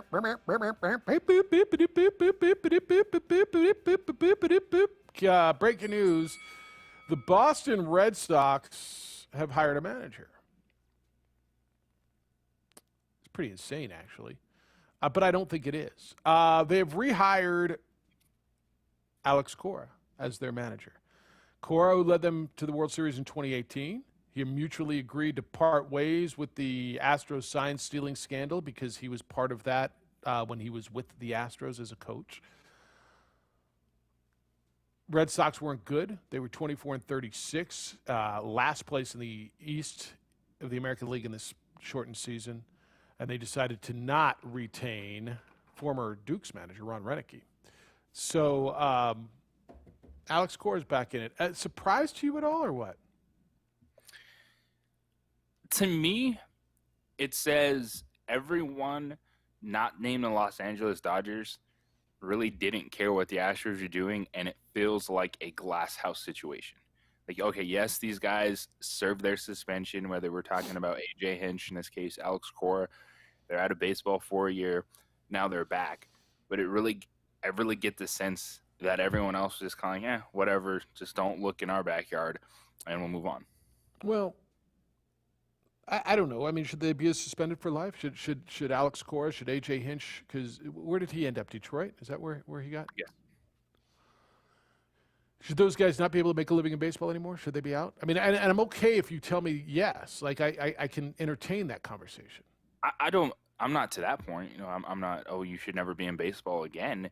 But it also feels like no one cares outside of the Dodgers. Man, I think they care less now. Yeah, I think that's right. A lot of it probably is maybe there's some things we've done that you don't want to look at, so we're not going to go over the top and slay these guys and hold them as pariahs. Hey, they're out of baseball for a year, they're back. And you could just really tell that the Red Sox wanted Alex Cora as their manager. So I'm going to give you a precedent for this. And while not in baseball, can I give you one in football? Remember the whole Saints Bounty Gate thing? Everybody, all those coaches that were involved in that are still coaching in football, and Greg Williams continues to get every interim head coaching job there is in the league, right? He's still a defensive coordinator in the league. He was an interim head coach for the Browns last year, I think. Those guys are all still employed. I don't know what you think is more egregious. We can have a conversation. Is stealing signs and cheating more egregious than putting bounties out and trying to injure players and put them out of games and then threatening their career? You decide which one you think is worse. But when you say that's analogous? It is. So I think there's precedent for it, whatever that means to you. But so Alex Cora is back, and he is in the in Major League Baseball. He is a head coach. Head coach? He's a manager of the Boston Red Sox. So that broke this morning. All right. We talked early on about Lobo football playing in Vegas, about Lobo basketball, moving operations, for lack of a better term, or at least moving for a bit over to Moriarty, to Torrance County, where it is green, where they would theoretically, or maybe not they, but residents there would theoretically be willing or be permitted to practice. And I got some emails on that. Garcia came in, and he said, the governor must listen to this award-winning show, Jeff. Earlier in the week, you had callers begging for long-term plan from Santa Fe. Well, yesterday we got it from her and Dr. D. Scrace, restrictions for another year. So for Lobo Athletics, the Dividers, Albuquerque's baseball team, NMAA, high schools, it should be clear there is not going to be a season in the spring, in summer, and probably next fall, at least for games in New Mexico. So I guess she did say this is going on for another 8 months. Do you think there will be any high school competition in the state at all this school year? Because I'm starting to think not, and I'm glad my daughter's at her mom's, so she can't hear that because she would get horribly depressed. I think unfortunately it's trending that direction, and the thing is, all these things can't be treated the same, and that's the reality of it. That's a frustrating part of it. Like when you look at, say, UNM, they're able to test constantly, keep it a controlled environment. I believe that's something that should be able to move forward. But even with that, if it's not allowed in said county, I don't see how then you're going to get to high school sports where you don't have any of those protocols, you're not testing like that, and say, hey, let's go play. Yeah, I don't know how you get there either. I think it's a realistic fear, and I think it sucks for everybody involved, but I think it's realistic. Gopher says, circumventing the rules, Jeff, I don't think I have an arse left after the governor chewed it all off yesterday. I can't imagine she's going to just sit up in Santa Fe on her hands, biting her tongue while Lobo Athletics openly defies her when she is telling people you shouldn't even have guests in a private residence. JJ, does she send state police out to Lobo basketball practice now that she knows that's happening? Are the document reads, I don't have it in front of me, but I remember it. It basically, if the university is in, if the school, UNM, is in a county with the spread rate above that threshold of 8 in 100,000, which obviously Bernalillo County is, then they revert to public health orders. Do you interpret that as so if they go to another county and stay there, live there for 3 nights, that they can practice? I mean, it's really kind of are they circumventing? Yeah, they probably are. I don't know if the governor's got a right legally. I mean, we're going to probably start playing lawyers just so we can practice basketball, aren't we? Because I think that's where we're going, because I'm hearing that the authorities are going to get sent over there to try to shut down Lobo basketball practice. Should they? Play lawyer for a second. Play lawyer. Yeah. I'm one that I think with the protocols in place, with what they're doing, they should be able to practice, whether it's here or in a different county. But that's not the case. So definitely get the lawyer on the horn. Yeah. All right. Lawyer, come on in. Frank Mercogliano's next. We're going to give you a tutorial, a walkthrough on how to watch Lobo football this weekend at Hawaii, if that is something to which you are inclined. They will be in Hawaii. The game starts at 9. It's not on one of your basic cable channels or any of those fancy packages which you purchase to watch Lobo football. It isn't all that difficult, but maybe it is. And so we'll let Frank walk you through it. That's coming up next. Why don't you think about this? Someone's watching your home. Someone's watching your business. If a criminal wants to break in, they notice when you come and go. Aaron Jones owns International Protective Service, which is IPS. That's the security company I trust to watch my home. When you can't be there, his highly trained armed officers will be the eyes that protect your home or your business. They can give you on-site guards or 24-hour patrols, and that way the bad guys cannot predict when is a good time to target you. You can't afford to get broken into, ever, and especially now. Times are tough, and as you know, since COVID began, commercial burglaries are on the uptick. If you've got a trip coming up at home, IPS will watch your home. They'll patrol it. They'll do exterior checks. They'll pick up the newspaper and the mail, give your home that lived-in look. If it's garbage day, they'll roll the cans out to the curb and back. IPS gives me peace of mind. I know they'll give you peace of mind as well. Call Aaron. There's no contracts. 505-897-2420 is the number. 505-897-2420. You can visit them at ipsglobal.com. IPS is committed to making Albuquerque a safer place to live and to do business. Hey, JJ. You may run into some slow-moving traffic if you are heading. Well, I'm going to the frontier, walk up to the cashier, order up a root beer and a number 1. Cover it with green stuff, 1 scoop is not enough. Find a booth is real tough, back by the Duke. Meet my family, meet my friends in the quirkiest restaurant I have ever been. All of Albuquerque's favorite spot, it's the Frontier Restaurant. The Frontier Restaurant is a proud supporter of ProView Sports Network. Don't sacrifice quality and flavor when you're in a hurry. Golden Pride offers ribs, fried chicken, green and red chili breakfast burritos, and Frontier Cinnabons. 4 great locations or visit us online at goldenpride@abq.com. Golden Pride Barbecue Chicken and Ribs, proud supporter of ProView Sports Network.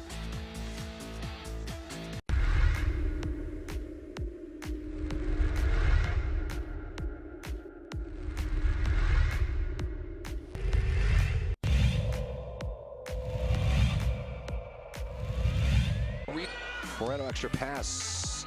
And Watson.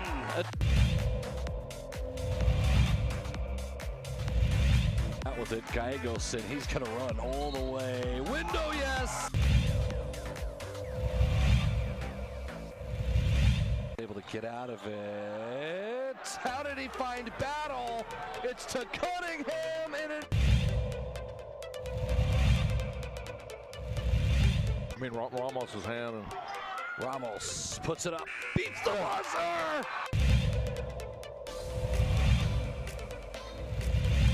boy, Jefferson wide open. Jefferson to Daraji! Into Watson with the jam!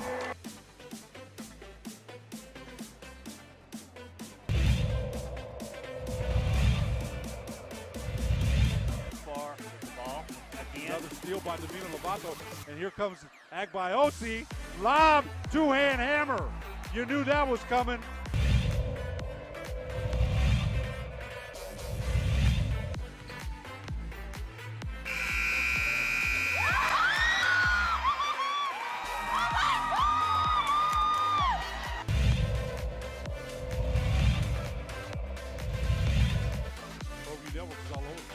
The lob to Agbaiosi, the one-hand hammer. Put up. And a drive from Parham.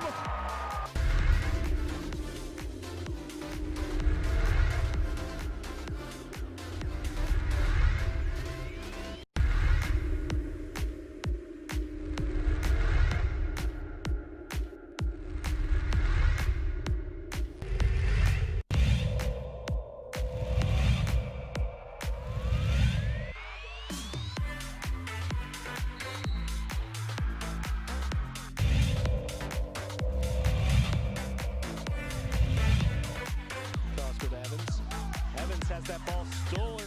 Jeremy Segura. Forward dribble, spin cycle, up and under move. What a pass, wrap around pass. Harris, the gate, the long bomb, 3 ball.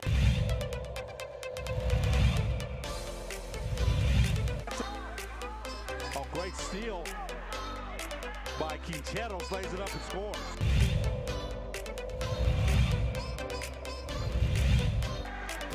All right, I got an answer for you in regards to will there be fans allowed for the Lobos home game next week at Sam Boyd Stadium? And the answer is that I received not for the first game. Well, not for the first game. I mean, that certainly insinuates that there would be more than just this one. But it was Ray, right, the gentleman who called earlier and asked about he and his kid are going to be in Vegas. Can they go to the game? So the answer evidently is no. It's the opening drive. Jeff Siembieda and J.J. Buck. That game next week against Reno in Las Vegas will be on Fox Sports 2. The game tomorrow is in Hawaii, 9 o'clock start our time. Of course, you can listen to the game over on News Radio KKOB, the dulcet tones of Robert Portnoy. If you want to watch it, it's on Spectrum Sports, and you get to listen to one of my favorite guys to listen to call a game, Robert Kekaula, who has been on our show before. How do you get to watch this game? I'm going to give you a tutorial. The director of Hype, I believe his name is well, I know what his name is. His position is like Associate Athletic Director in charge of Media Relations, Frank Mercogliano, who, boy, are you living the life, man. I spent the week in Vegas. I'm going to Hawaii for the weekend. Oh, you're living. How you doing? First of all, I appreciate the promotion. I'm just an assistant AD. I would love to be an associate AD. Yeah, sorry. That's about a $15,000 mistake. Really? Yeah, it's going to cost me. Put it on my tab. Put it on my tab. Assistant AD. have to tell you, Jeff, it's really exciting being in Las Vegas and just looking at everything out the window, thinking it's really pretty out there. We're going to do the same thing in Hawaii, just kind of wave at the beach from our hotel rooms. It's going to be awesome. So you guys, I understand you cannot leave the resort, is what I was told, but it's even stricter than that, right? You're basically confined to your rooms if you're in the bubble. Pretty much, we don't go anywhere. You can. The guys have meals that are either brought to their rooms, or we do have an area downstairs where it's just take and go. So you can grab it. So you can grab a salad. You can grab a piece of teriyaki chicken. They got whatever in the box, and you take it up to your room and you eat. And other than team meetings, I did see a couple people when I got on a treadmill last night.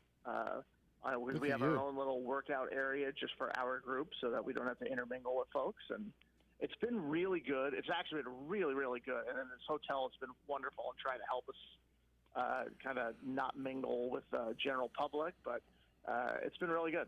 But we're pretty much confined. We don't go out. We're not hanging out, and it's you're in your meetings or you're in your rooms. It's one of the two. Don't want to mingle with the common folk. All right, Frank, we need your help. I don't know if this is difficult. I don't know, but here's the deal. I don't want to hear Lobo fans screaming on Monday, I couldn't find the game. How do I watch it? I bought FS2. I bought all. No. All right. Let people know how to and prepare to find this Lobo Hawaii game so they can watch it in a visual medium come Saturday. Sure. Well, the good news is it's free. So the stream is free. If you don't happen to live in Hawaii, the game is on Spectrum, which is the cable provider that's in Hawaii. So they do a lot of the island sports and things of that nature. The issue is, even though it's free, it's a little tricky to get. There's only one way to watch this game if you are on the mainland. You cannot. Here's what you can't do. You can't get it on your computer. You cannot stream it off your computer. It does not work that way. The only way you can do this is either on your tablet, so if you have like a Surface or an iPad, or if you have a phone, so if you have an Android, like a Samsung or an iPhone. Everybody's got one of those. You have to download. You're saying not a lot of people were using razors. Is that what you're saying? You have to download the Team One Sports app. It's very easy to find. Just type in Team, the number 1, Sports. It'll come right up. When you put that on your phone or that on your tablet, you can watch the game through that app. Now, if you're pretty good with your computers and stuff, you can probably zap it from your phone or your iPad to your TV if you've got that kind of technology. Yeah, you can cast it, right? You'll be able to cast it. But you have to it has to originate on an iPad, a tablet, or your phone. That is the only way to do it. All right, so once you get there, and JJ, have you tried this already? I know you were talking about yesterday trying to do this. Not today. All right. So here's what I did, Jeff, because I wanted to test it. I have a TV that is internet ready and has a Roku, and so I actually downloaded the Team One Sports app onto my Roku, which is considered an OTT device. It does not get the Hawaii games. It has everything else, but the Hawaii football games are not on it because I'm not on a tablet and I'm not on a phone. So you cannot use your Fire Stick and download the app. You can't use I'm not even going to ask why. I don't even want to know why. I don't even care. All right, so this is the only way to go. I have no idea why it doesn't work. I wish I knew. I wish it was easier than this. All right. So, and then once you're in that app, you just open it up, and there'll be an obvious place for you to tap and watch the game. Yeah, and I have not done it yet because we're not close to the game time. But when you download it on your phone, it should just pop right up because they'll have a live section of live events and upcoming, and it'll be either in the live events if the game's already started, or it'll be in your upcoming events, but it'll just list right there, and you just hit the button and it goes. All right.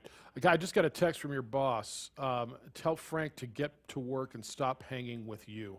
What do you do? I mean, he's got a good point. I mean, but this kind of work for you, isn't it? I mean, you're the director of Hype, and we're making sure that assistant athletic director for communications, and you're communicating to Lobo fans how to watch the game so his office isn't flooded with calls on Monday morning.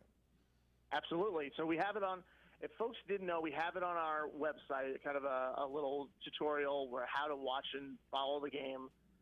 We've also tweeted it out, I think, 3 times. It'll go out again today. It'll go out again tomorrow. Again, and of course, you can listen to the radio. You can listen to it on our app. So there's different ways to get it, but there's just the one way to watch it. Don't think this is a vacation. Please don't think this is a vacation. This has been work, especially with the news yesterday that we are now hosting Nevada here. So we are working on game programs, and we got a lot of logistics to figure out, and we got a lot of that stuff going on. So it's a vacation. Absolutely. I've had my feet up. It has been wonderful. You're eating at the buffets, and how's the resort? How's the place you're staying? It's actually really nice. See? For what It's a parts vacation. of the hotel I get to see, it's really nice. What about laundry, dude? Like you're on the road for potentially 6 months. So 6 weeks. 6 weeks. I mean, not 6 months. weeks. That's what I meant. 6 weeks. Yeah, months, weeks, whatever. They're all. It's 2020. It's all the same. So I honestly, my wife is awesome, and she helped me pack. And so I have Tide Pods. I have a Tide pen. I've got. I actually have a portable laundry basket, and I've been checking my clothes in the laundry basket, and I'll do laundry. There's a laundry facility here in the hotel, and I'll get some orders and clean my stuff. And the guys will actually do the guys' laundry, I believe, over at Siembieda Stadium, where we've been doing the practice gear and that kind of stuff. And so that's like an extra burden, and it's all hands on deck. I may be helping doing the players' laundry to make sure they've got clothes. Look at you. We'll be here now for at least a little bit. I mean, we do take this week by week, but potentially it could go longer than, we're here at least through, you would think after the Nevada game, we're not going to leave the hotel until we go to Air Force. Yep. So, all right, Micah just downloaded. He sent me an image of what the app looks like. So it's pretty easy, man. You download that Team One Sports, and it's right there. And you'll tap on it. It's at 5:15 Hawaii Standard Time. JJ, you got anything for the director of Hype? Oh, sure. I'd like to talk to Frank a little bit. Frank, how are you? Good morning. hello, JJ. How is the team morale? And director of Hype, what are you doing to keep morale high? I don't have to do too much to keep the morale high right now. I think the guys are really excited to practice. A lot of times with a football team, it's like, practice. And these guys are, because they get to play. They get to go out and practice and run around and hit each other a little bit. And they're excited to play. I think they're very appreciative. I do believe this. They're very appreciative of all the work that everyone is doing to allow them an opportunity to play. And they deserve the opportunity to play. Everybody else in America is playing. So they deserve that opportunity, and they are taking this the right way, and they're all in on it. The really good thing is, like, our study hall's packed. They do the practice, and you got to remember everything's an hour earlier here, because if they have an online class at, say, 1 o'clock, well, that's now 12 o'clock here, so we've got to be done in plenty of time. So everything starts an hour earlier here, and these guys have, to their credit, have just rolled with the punches and have gone, and they are, yes, sir, just tell us, where do we need to be, where do we need to go. They know where the meeting rooms are. They know where all the facilities are, and they've been really good about it. All right, Francis. Load up that plane. Hey, I always wondered this. So these trips, typical trip, you send your equipment truck out a couple of days in advance. It drives to destination, brings all that stuff. All that stuff, man, your equipment guys, it's a different world for them, right? To load up that plane and the cargo and everything that you've got to take. Rain, it's probably going to rain, Frank. Don't forget the rain gear. But it's a different world for those guys going out to Hawaii and loading up that charter, isn't it? Okay, I'm going to throw this out there. First of all, yes, it is a different world. There's some things that you just, some things you just have to ship ahead of time, which is a little interesting. But I'll tell you, if you think Coach Danny Gonzalez cares about rain gear, are you serious? This is a guy who was part of that staff when they went to Wyoming, and they didn't even have coats on. I was at that game. I can't imagine that we're bringing it. I don't think we pack rain gear. I don't think we pack rain gear, guys. That was that game, care. Frank. That was that game that was the hour and 40-something minute lightning delay where it started out, and I was wearing like a little pullover, and Debbie Long at the time said to me, "That's all you're wearing?" I'm like, "Yeah, it's beautiful out." I was walking around. I mean, I heard about Laramie, my first time to Laramie, and she says, and she laughed at me. She was all bundled up. She's like, "You just wait." And sure as bleep, it was snowing sideways by the time I rolled out of that town. It was nuts. Yep. All right, be safe. Again, it's Team One Sports app. So you download it on your phone or your tablet, and it's free. Download it and scroll to the Hawaii-New Mexico game. 9 o'clock tomorrow night, our time kickoff. It is free on your phone or your iPad, and you'll be able to cast it to your TV. Francis, good luck to you. Safe travels, and appreciate you spending some time with us. Yeah, and listen, we miss everybody already in Albuquerque. We wish we were there, but we're here, but we're playing for you guys, and we hope to represent really well. Thanks, Right on. everybody. See you. All right, we'll take your calls and get back into what we do. Nick Nee at the top of the hour on the opening drive on 95.9 FM and AM 610 Sports Animal. Do you own or rent your home? Sure you do. Fortunately, Geico makes it easy to bundle your home and auto insurance. And look out, here comes Agbayosi. Crawford set.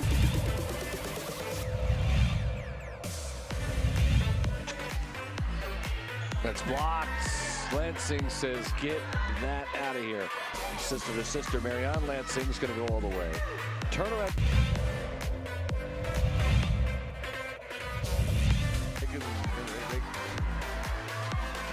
Ramos, pump fake, everyone bites. Ramos hits.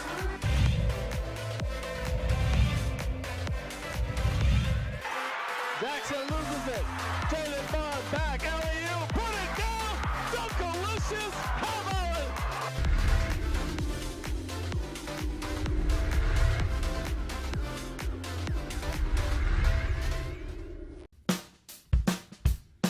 Well, I'm going to the frontier, walking to the cashier, order up a root beer and a number one. Cover it with green stuff, one scoop is not enough. Find a booth is real tough, back by the Duke. Meet my family, meet my friends in the quirkiest restaurant I have ever been. All of Albuquerque's favorite spot, it's the Frontier Restaurant. The Frontier Restaurant is a proud supporter of ProView Sports Network. Don't sacrifice quality and flavor when you're in a hurry. Golden Pride offers ribs, fried chicken, green and red chili breakfast burritos, and Frontier Cinnabons. 4 great locations, or visit us online at goldenpride@abq.com. Golden Pride Barbecue Chicken and Ribs, proud supporter of ProView Sports Network. The New Mexico High School Coaches Association, established in 1941, is an organization of New Mexico's best and most professional interscholastic coaches. Coaches across work daily to help our student athletes excel in the classroom, on the field of play, and in our communities. Students that participate in interscholastic activities attain higher grades, higher graduation rates, and higher wages. Responsible for the North-South All-Star Games, statewide Coaches Award Program, and providing multiple professional development opportunities for New Mexico's coaches. Be a great coach by coaching beyond the game.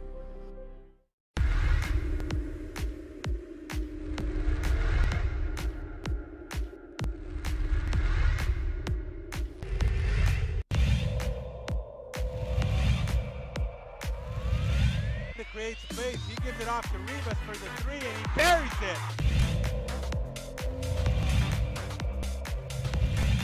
They'll be coming in soon. Double quick set for Avalos. Goes to the right. Avalos puts it up high. Window. Scores it as foul.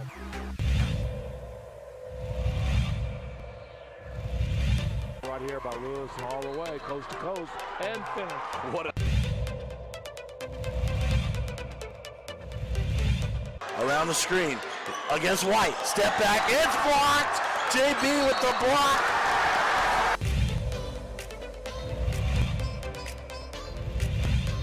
In transition, ahead to hit on for the two-hand hammer. Minutes to go, they've got a shot, they have a chance, and it's put up, and it's good! What a 3 that is by Jalen.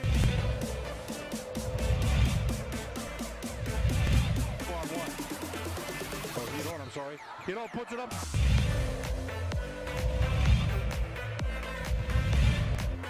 Rebound, Cowboys.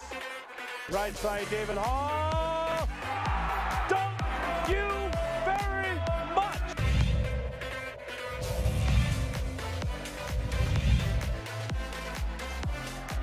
Here come the Cowboys. Domina Lovato lays it up. Missed it. Hey, how about it? Thank you, Lusses. Thank you very much, Raquan Mitchell. Clock at 6. They get it. Barnes Tompkins fires. Yes! Pass up court. This for the win. Blocked by DJ Bustos. Cowboys win. Cowboys win.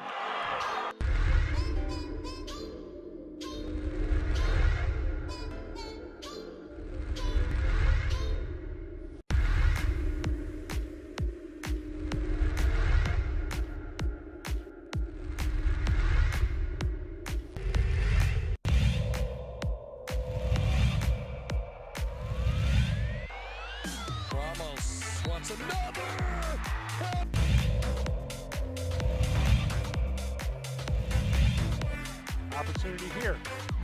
Martinez shoots, he scores.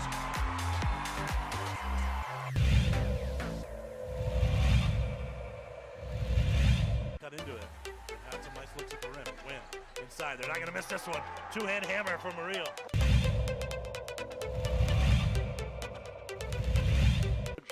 Ball's played up. Rodriguez with it. Gonna settle. Looks to the inside. Comes to the far side push. Shot on in. Goal. Deflected in. No.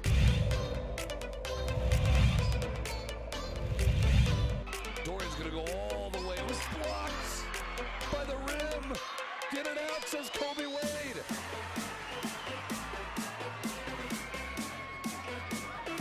Ramos. Alex Cora, manager again of the Boston Baseball Red Sox.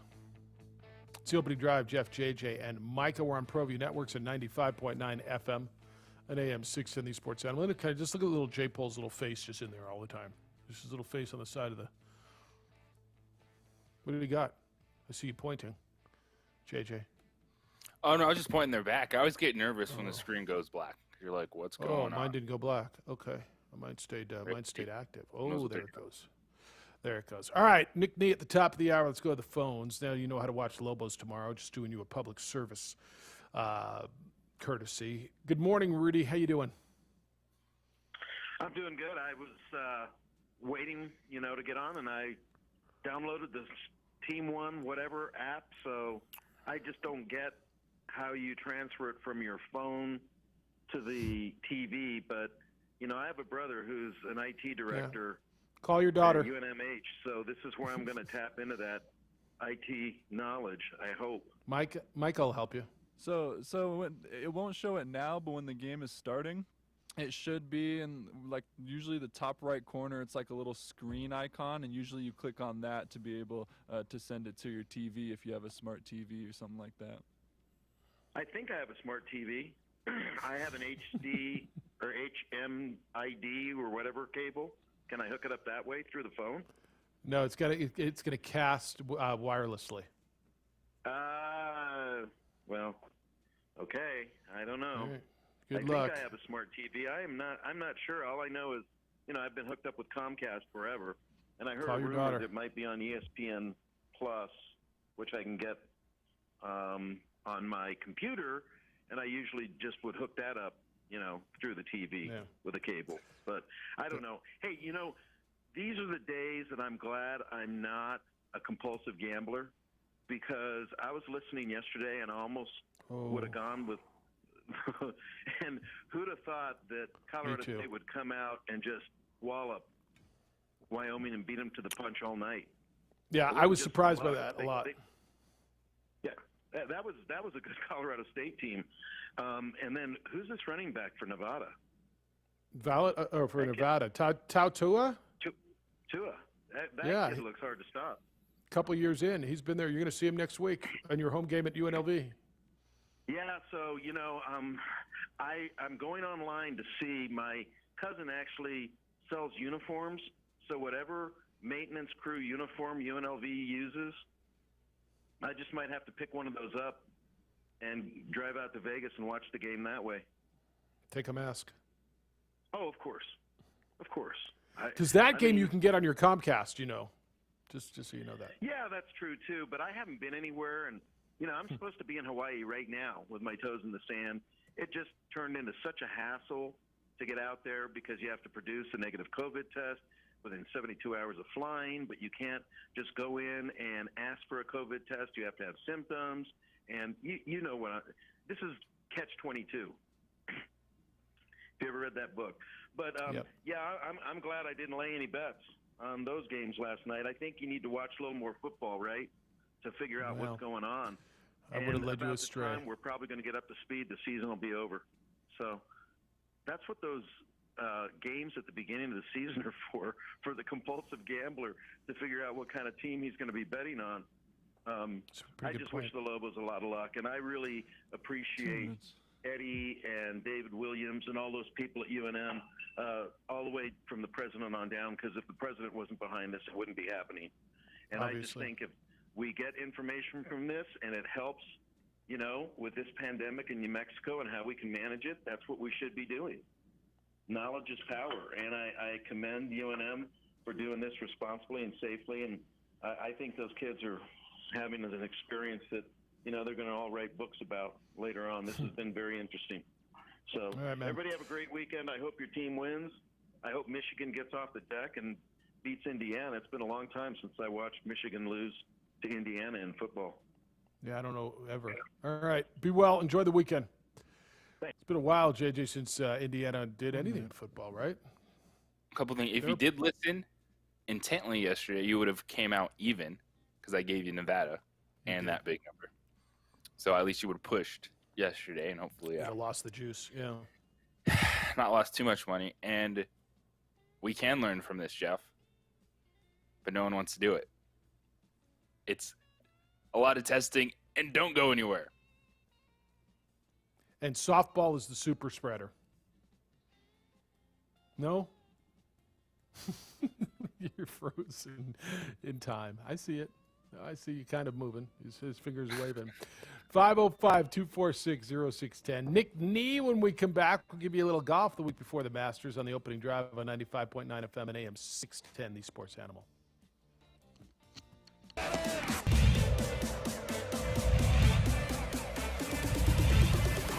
out. Ramos, can he chase it down? It was a freebie. Saved it.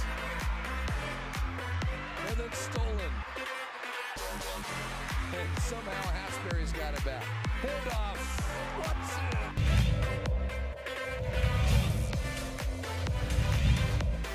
Get it stripped. Galeon stripped him. Compiling the other way. Win up top to the big goal. Here he comes. For the lead. Got it.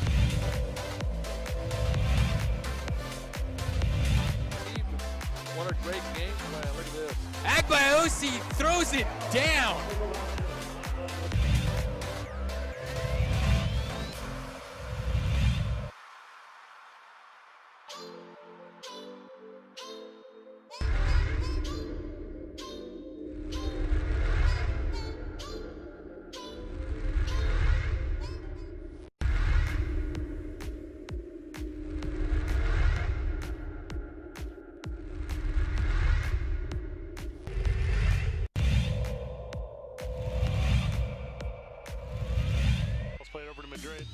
Plays it across the box off the dasher. It's settled. Shot up by Garcia. Trickles in. Goal.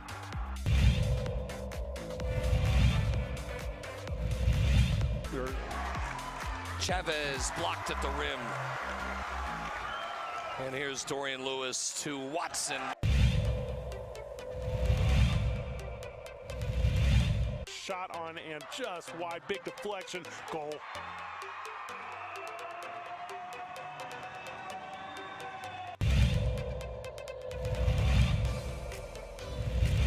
With his first field goal. Look at that. That's gorgeous.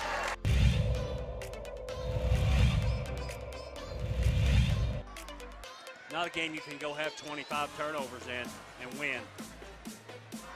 Get that out of here, Watson says. Here comes Hodnett all the way. He's blocked in return.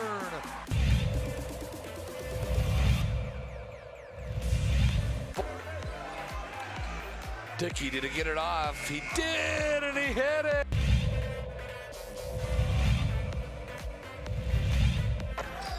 They're really... Oliveras. Wild three, and it hit.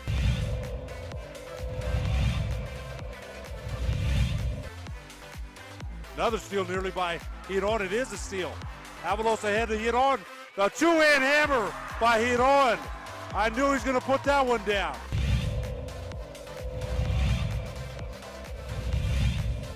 ProView Networks tonight. District matchup there. Davidson took it away in transition. Might be time for a jam.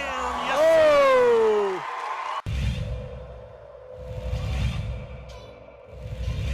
Big Barton, watch him, coach. Watch the inbounder.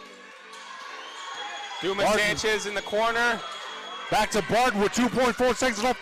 Fires for the win. And he got it! It's good. Oh my God! On the last second shot. He did. Oh my God! Bakes it in from 25 feet and watch the celebration right in front of us.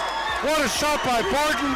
He was double teamed and somehow found a way to get it in. Ramos to Gaxiola, high window for the win. It's good. It counts. Gaxiola with the game winner for a Driscoll Heritage.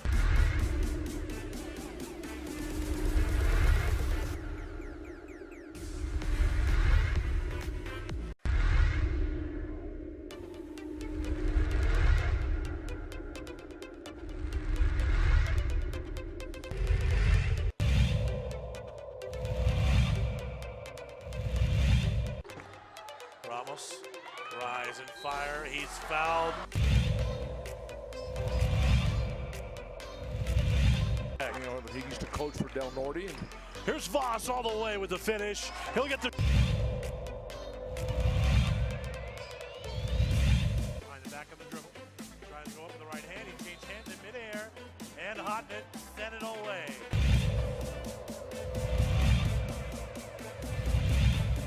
Wynn doing a really good job denying Chavez. DC hasn't got the ball. Oh, Yeku. Oh.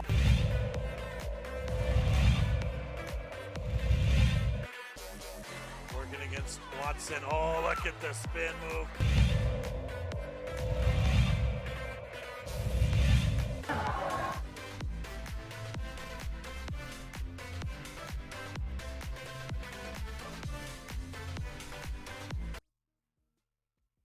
Next week at this time, we'll look over here to the left, as you can watch us on the ProView Networks. And we'll be watching the Masters, J.J. Buck. Round 2 of the Masters will be underway a week from now. This week, the PGA Tour is in Houston. Sam Burns is 4 under today, 6 under and leading the way over Jason Day and Scotty Scheffler, Havana, Michael Thompson, Cameron Davis. A lot of big names in this field today. There's Adam Scott and Brandt Snedeker all towards the top of the leaderboard. It's the opening drive on 95.9 FM and AM 610, the Sports Animal. Never before, I don't ever, have we sat around in November and said, all right, we got a major golf tournament coming up next week. But that's the case. We go out to the beautiful Sandia Golf Club and welcome in the head PGA professional out there, Nick Nee. Hello, Nick. How you living? I'm doing well. How are y'all doing this fine Friday? Everything's nice. I think we're going to get another good golf day out of this before the winds come in tomorrow. So take advantage of it if you can today and watch what's going on in Houston. And I know you're excited. Have you ever, like November, it wrapped your mind? This is the Masters next week. No, I'm extremely excited, as a lot of people are. But it's different, you know. November typically is it's all football. You just got through you know, the baseball, and so you're kind of just wrapped up in college football because that's typically when it starts getting good for the football season. But now we got football and the Masters, so it's gonna be an exciting week next week for sure. So there have been 2 people in the history of our program, which is a little over 12 years, who've come on and talked really in depth about grass. You and Hal Mumme, the former head football coach at New Mexico State. But different season, April to November. How will Augusta play any differently, if it will at all, for these guys? Is it the same Augusta that they know, or is it going to play differently because it's a different season? It'll definitely play different season. You're going to have a different wind direction. One. Two, you're going to have, obviously, different temperatures than they typically play in April. It could get cold. It could be, they project more rain this time of year in Augusta than they do in April. So you have Mother Nature. But in terms of the grass, I actually got to meet Hal Mumme, believe it or not, when he was at New Mexico State nice. with my uncle that we talked about last week. So I'd certainly enjoy Coach Mumme there. But the grass in November out there, obviously they overseeded everything. So I think tee shots, and the lines that they pick are the exact same, but that could change based off of Mother Nature and wind direction and any sort of precipitation. But where you're going to see the difference is in and around the greens. So how they hit shots into the greens and the receptiveness of those greens based off of wind's going to change. It's a different direction, so those greens might be a little bit more firm than they typically are in April. So how shots are received into the greens, but also chipping around the greens. You have a different type of grain that they're going to have to get that club through the turf. So how someone can save pars or chip it close on par fives and things like that, that's where you're going to see the difference primarily, just because of that overseed's a different grain, and the interaction between the club and the turf is going to be a little bit different. Interesting. Nick Nee's with us. JJ, you more of a Kentucky bluegrass guy, Powana grass? Does it matter?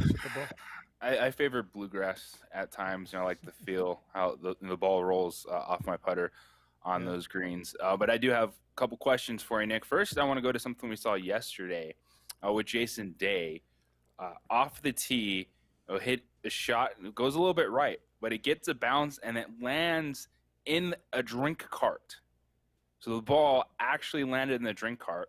The guy keeps driving for a little bit before they're like, yo, there's a golf ball in the back. Why not allow Jason to play it from wherever the guy stops? And why not put more moving targets that could potentially carry your ball further down the fairway? Well, first of all, if I can teach you how to hit a moving target, we're in a really good spot for the game of golf, because that is – I sit on the range all day and try and hit the range picker, and I can't do it. But I agree, man. It technically, if you want to deem it, it really hasn't come to rest. The ball has not come to rest if that cart keeps moving. You could simply coin it as simply bouncing off the cart path. It continues to bounce closer to the hole. So I don't know the exact rule. If the cart was at a standstill and then it hit it and he didn't know and kept moving it, then it technically came to rest, by that movable obstruction. So he'd have to place it, as near as he could to where it was at rest. I don't know the specific rule, to be fair and honest with you, but I agree. Let's get it in there, and hopefully he gave him a nice tip and moved it closer to the hole for him. JJ, why was there a drink cart at a spectatorless event? Because it wasn't spectatorless. Oh, okay. Never mind. Oh, that's right. It's in Houston, of course. He got he birdied the hole, I think, too. In Houston, I spent a small stint out there in Royal Oaks, which is just off Beltway 8 and just south of I-10. And Memorial Park is just on the inside of I-10 and 610. So I was 5 miles away from where they're playing it this week. And, nice. I think I said in one segment a couple of weeks ago, Nick's and my son, that was the first event we took him to, was the Houston Open. So I kind of got a little bit of ties, played the golf course there, Memorial Park, before they kind of renovated everything. But it's a cool spot. It's really cool. All right, what else you got? I know you had something else. I want his power rankings for the Masters, if he's got any tips, sleepers, for trying to put a fantasy lineup together. Ooh, good question. That's what he does. Yeah, Xander is going to be a big contender in Augusta, just with his short game and his putting and then his ball striking. I wouldn't put any stock in Bryson, although he's going to hit it quite far. I don't foresee it. I think he's built more for the April Augusta than he is kind of the November one, just because of the chipping. You're going to have someone that has a ton of loft and can utilize the bounce of a club around those greens in November. And with his one-length irons, the bounce is nearly impossible to use. He's going to have to generate some type of speed and spin to hold those greens. I think Tiger will do well. I don't foresee him. I think just the rust and being late in the year is going to be a tall task for Tiger. And then I guess I don't know that I would call it a sleeper, but I think DJ is going to end up playing well. And I would say Tony Finau would be my other one. Ooh, JJ likes Tony Finau. All right, Nick Nee's with us. You got a golf tip for us as we get into kind of the cooler now months? Yeah, absolutely. Just a really good turn drill. This kind of takes away the sway or kind of that what we would call a fake turn in the golf swing. And what we're going to do is we're going to just take a practice swing, or we can hit a shot if you feel comfortable with it. All you're going to do is set up to the tee or set up to a ball and that trail leg, so right leg for a right-handed player, left leg for a left-handed player. And we're just going to offset a little bit. And what I want you to feel is when we get to the top, with having that trail leg offset, we're able to kind of turn into that left side or the right side for a left-handed player and just really feel how those hips continue to turn. One thing that we see, the weak shots, the shots that go to the right, or the thin shots because we sway and we get our weight too far in front of the golf ball, this will take it out. It'll teach you how to just turn effectively through the golf shop. It's going to help your plane and where the club is meeting the ball, so you're going to hit a little straighter just by virtue of the drill as well. But really what I want you to feel is how those hips continue to turn into that left side and not shifting weight over our left side, so that sway or kind of getting ahead of the ball that tends to be a common miss for us. So offset that trail leg, turn in, and feel that turn in those hips. You'll hit it a little bit straighter, probably hit a little bit further, and we'll get rid of those weak to the right shots or thin shots. I'm down with that. Believe me, I'm down with that. All right. Still a lot of good golf to be done out at San Diego Golf Club. Champions Club available for you as well. Yeah, absolutely. Champions Club is going to go on sale November 16th, so we will put that on our social media sites. You will also be given links on there to purchase it. You can purchase it online at sandiegolf.com. We are working to give you the ability to purchase it over the phone, so we're trying to work on that as well and work through those kinks, so to speak. But that goes on sale November 16th, so that's going to be $169. That's good for the entire year of 2021. That'll get you our cheapest rate that we offer. You'll earn points for free golf, and you'll get a couple freebies when you sign up. So check our social media, sandiegolf.com. That goes on sale November 16th. Yeah, it's a wonderful program. I know. All my buddies know taking advantage of that. I think they've heard you on our radio show talking about it. I got so many good friends who are Champions Club members. Nick, enjoy the weekend. When we talk next week, we will have a leaderboard at the Masters, and looking forward to that.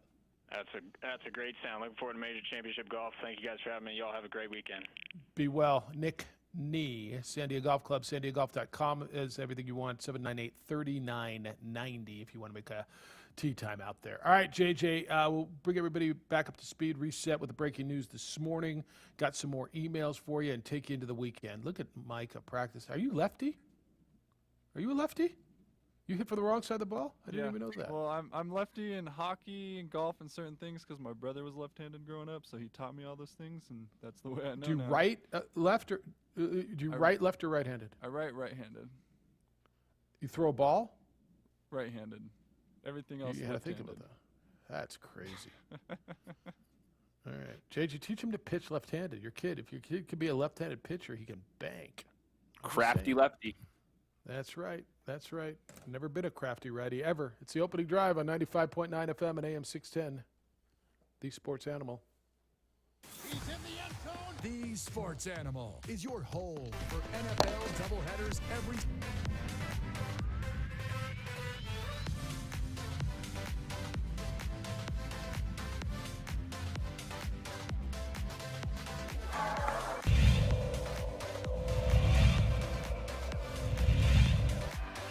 Ball's loose. DJ Bustos brings it up.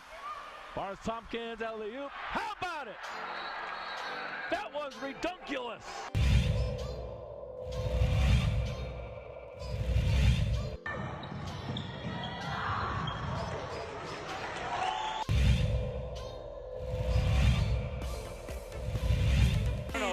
Cable to the big fella, might try to jam one home.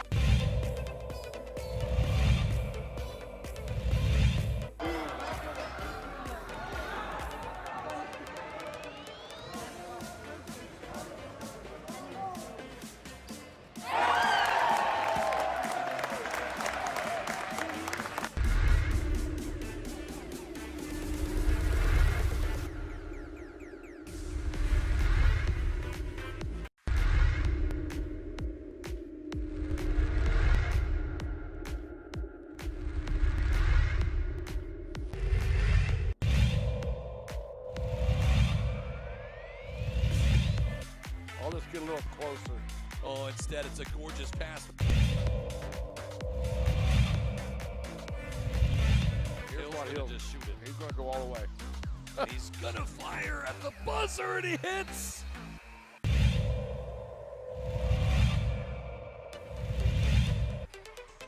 Great pass, Hadbury, and thank you very much.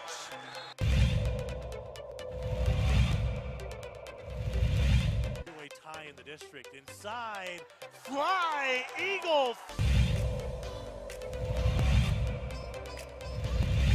Chavez uses some athleticism. And then Morris down low, able to finish. You called it, Steve, in 10 seconds. And look at this, stripped, stolen Watson. Christian Lucero beats the buzzer. Here's Ian Chavez, the sharpshooter. Got it. Couldn't have said that any better. He answered the question. He On got a another steal one. at the buzzer. Back to back for Chavez. To the paint. Medina from the volleyball lines. Medina wants another one from deep. Oh, he wants 10. Give him 10.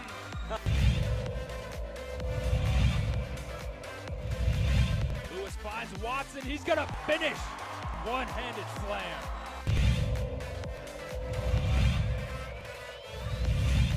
Vista, but just all the different scenarios we can see potentially play out ahead of the state tournament.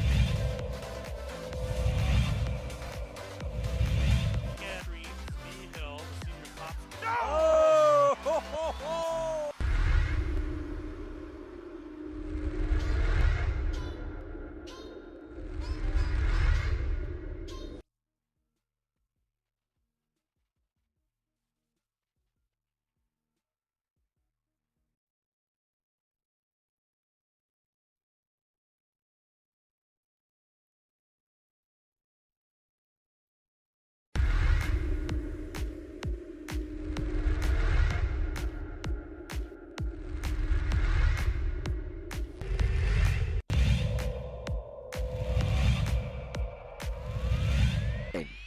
Call it as Javi's working, and he's got a guy wide open, and it's Gay, and he's gonna walk into the end zone. But he did a good job with it. First and goal, it's Chavez to the middle, and Chavez stops. And Stevens in motion. On the handoff to Mitchell. Look out! Oh, see you later. Take it to the house. Fly, Cardinals fly. To the other side, provides some protection. And off to Webskowski again. Look out! See you later. Good night. Touchdown, Webskowski.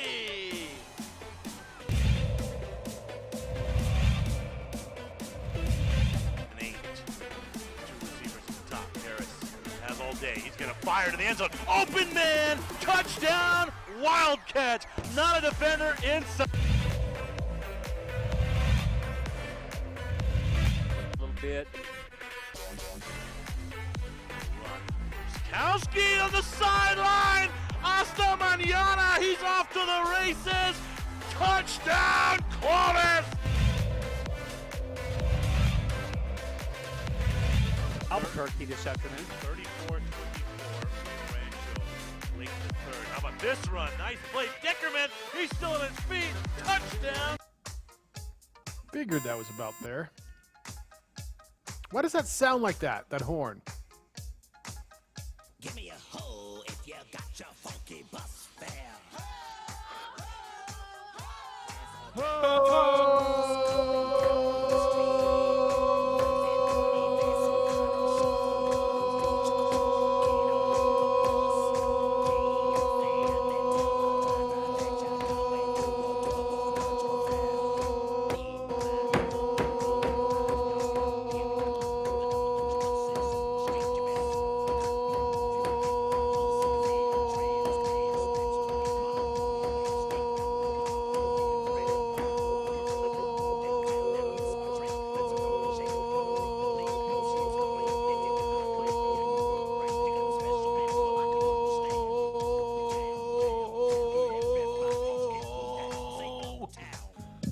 Yeah. Good to see everybody hoeing. Man, it's good to have the visual medium back. How long did that go, J. Paul? Did you time that? Is that what you're looking at your wrist for? Look at J. Paul. 2 minutes. A 2-minute hoe. Does that make it Friday now? Good to see Alden, J. Paul. Everybody hoeing. Hope you hoed, and now it's Friday. Opening drive, Jeff, JJ, Micah, J. Paul, Alden. Anybody else I'm missing? Welcome to the show. Breaking news this morning, Alex Cora back as manager of the Boston Red Sox. Of course, he was suspended last year and ousted for his part in the Astros sign-stealing scandal. Is it even a scandal? Almost says it like did it or did it not happen? Is it, JJ? What's the right word? I mean, it's not a scandal. It was scandal. They did it. Ousted in the cheating scheme, convicted, right? It's still scandal. Thrown in baseball jail for a season. Baseball jail. All right, you say it's still a scandal? I'm down. Whatever you want to call it. Scandal, an action or event regarded as morally or legally wrong and causing general public outrage. Oh, yeah, that would pretty much be the definition of a scandal, would it not? Yeah, I guess I would define scandal. All right, then. Look at you. Thank you, Webster. Can I call you Webster now instead of Biff and Tad or Mike? I'm just going to call you Webster. Call me Trevor Webster Lawrence. Yeah, that's right, Trevor Webster Lawrence. All right. Emails, Jeff at 610knml.com, JJ at 610knml.com. This is from Todd. Boy, you know what, Jeffy? When I was lectured yesterday that you, JJ, and Micah shouldn't be having to pick up softball game, even though the definition of by definition softball is pretty much socially distanced, because apparently softball is a super spreader. I can't imagine it's going to fly letting Weir bump them together. Even if they can claim exercise, what makes you think games are going to be allowed at Wise Pies? Who are they going to play when pretty much every state is on the governor's 14-day naughty list?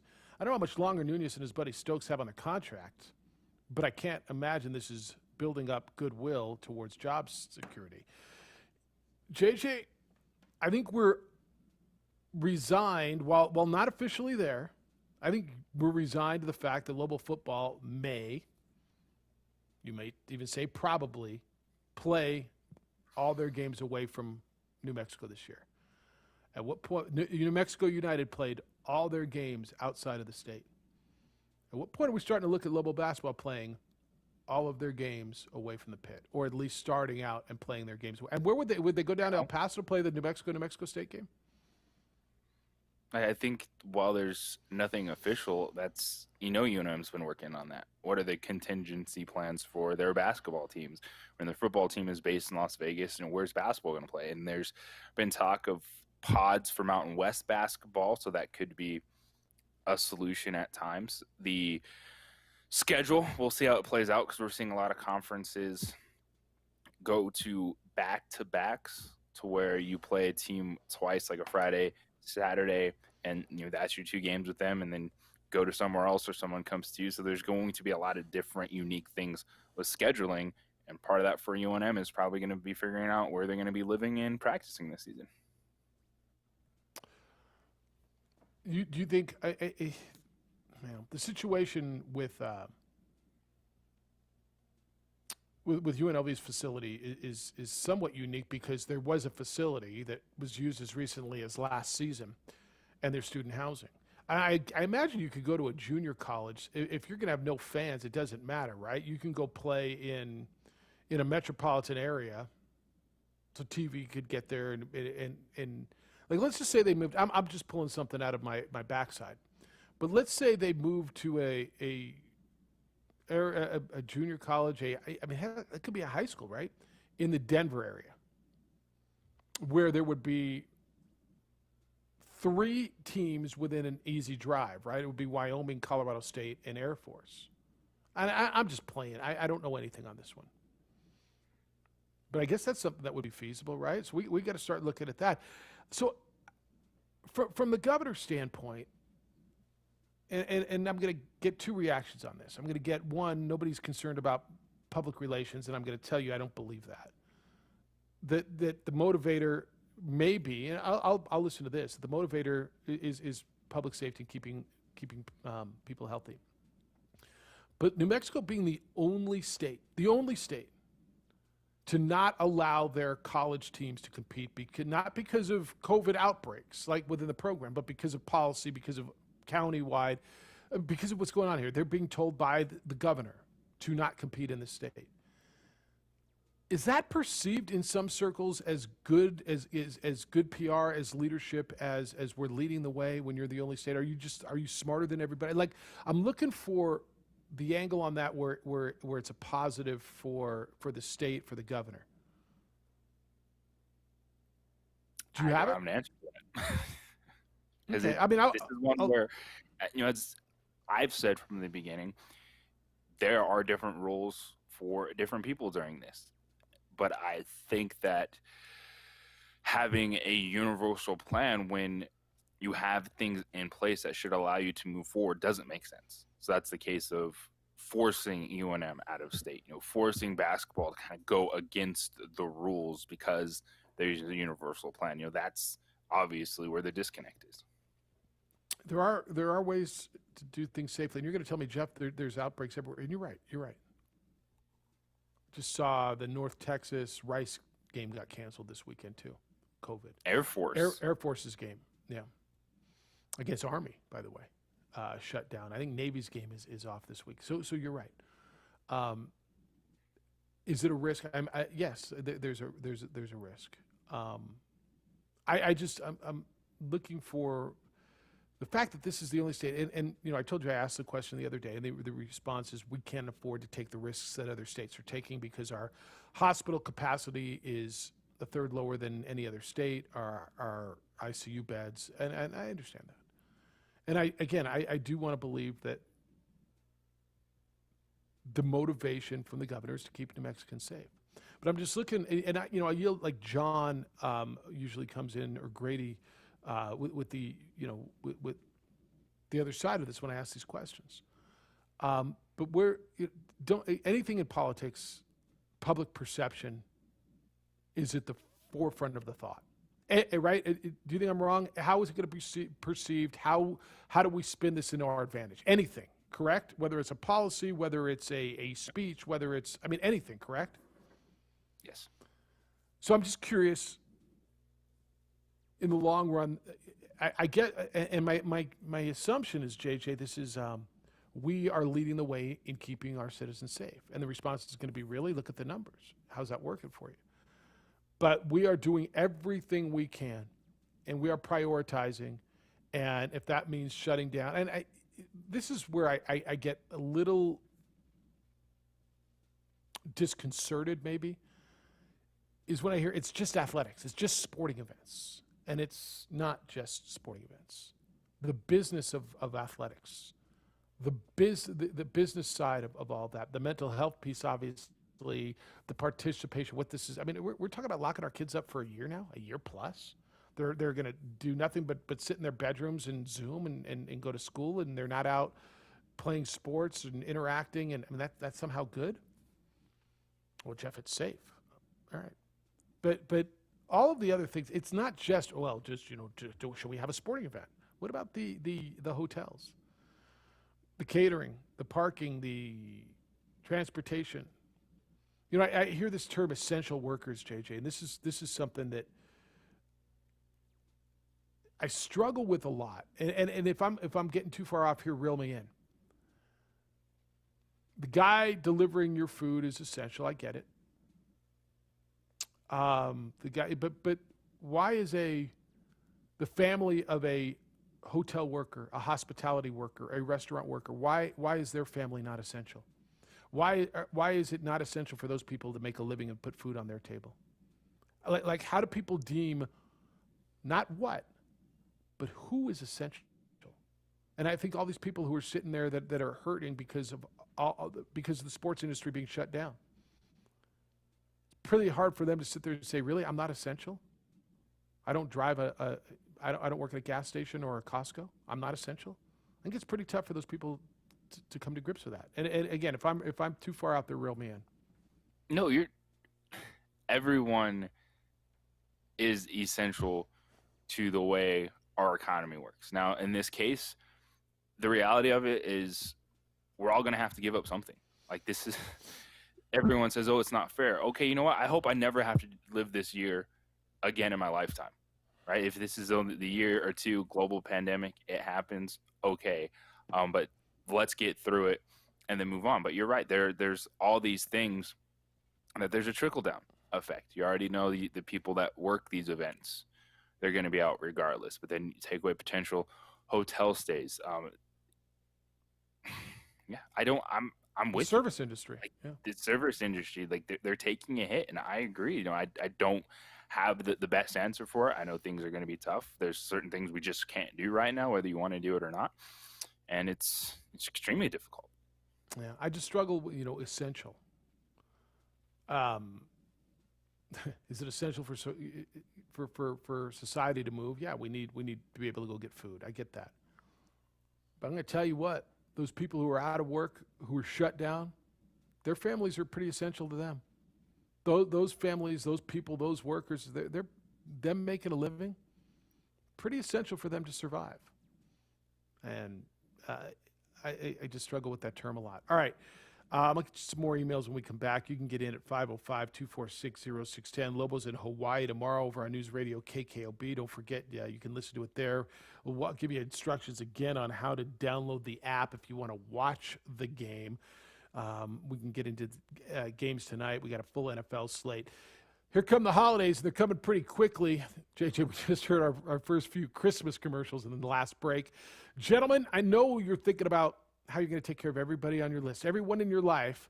Don't forget to take care of you. Guys, you can't take care of anyone else unless you take care of yourself first. If you're not feeling right, if you're dealing with fatigue, ED, erectile dysfunction, low T, call NewMail and take care of it. In a year where everything is seemingly out of your control, this is something that you can absolutely control. NewMail right here in Albuquerque can help you deal with ED, depression, even hair loss. You just have to make the call, 505-652-1688. That's 505-652-1688, or visit them at NewMail, NUMALE.com. It's not going to take care of itself. You can't ignore it or wish it away, and the truth is it's nothing to be ashamed of. Men hit a certain age, these things are normal. The beauty of NewMail is you can battle normal. You can feel better. NewMail's number is 505-652-1688. Enjoy the holiday season and give yourself the gift of feeling great. Make the call, NewMail, 505-652-1688, or visit newmail.com and feel better. Well, I'm going to the frontier, walk up to the cashier, order up a root beer and a number one. Cover it with green stuff, one scoop is not enough. Find a booth is real tough, back by the Duke. Meet my family, meet my friends in the quirkiest restaurant I have ever been. All of Albuquerque's favorite spot, it's the Frontier Restaurant. The Frontier Restaurant is a proud supporter of ProView Sports Network.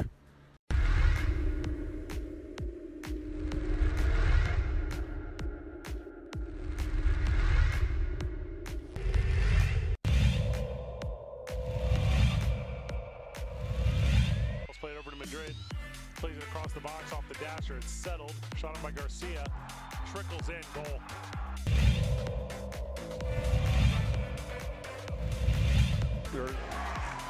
Chavez blocked at the rim. And here's Dorian Lewis to Watson. Shot on and just wide. Big deflection. Goal.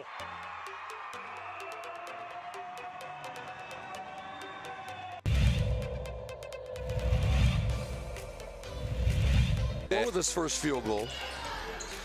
Look at that. That's gorgeous.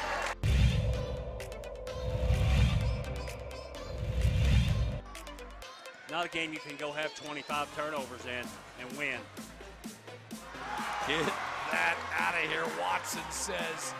Here comes Hodnett all the way. He's blocked in return.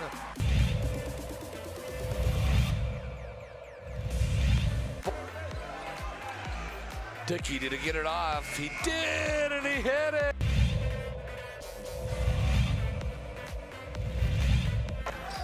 They're really...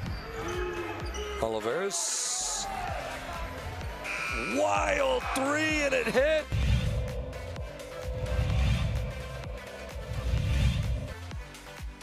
Another steal nearly by Hidon. It is a steal. Avalos ahead to Hidon. The two-hand hammer by Hidon. I knew he was going to put that one down.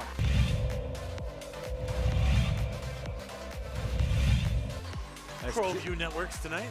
District matchup there. Davidson took it away in transition. Might be time for a jam. Yes. Oh!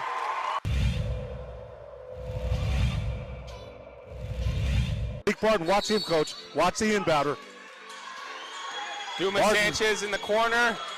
Back to Barton with 2.4 seconds left. Fires for the win. And he got it! It's good. Oh my God! On the last second shot. He did. Oh my God! Bakes it in from 25 feet and watch the celebration right in front of us. What a shot by Barton. He was double teamed and somehow found a way to get it in. Ramos to Gaxiola, high window for the win. It's good. It counts. Gaxiola with the game winner for a Driscoll Heritage.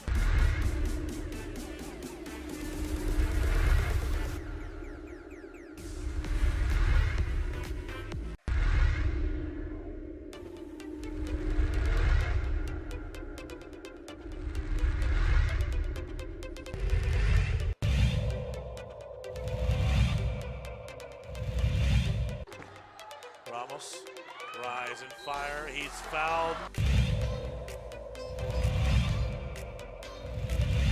You know, he used to coach for Del Norte. And Here's Voss all the way with the finish. He'll get the... Behind the back of the dribble. Tries to go up with the right hand. He changed hands in midair. And Hodnett sent it away.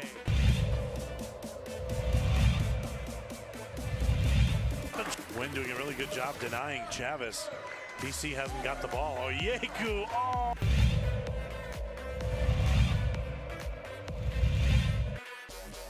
Working against Watson. Oh, look at the spin move.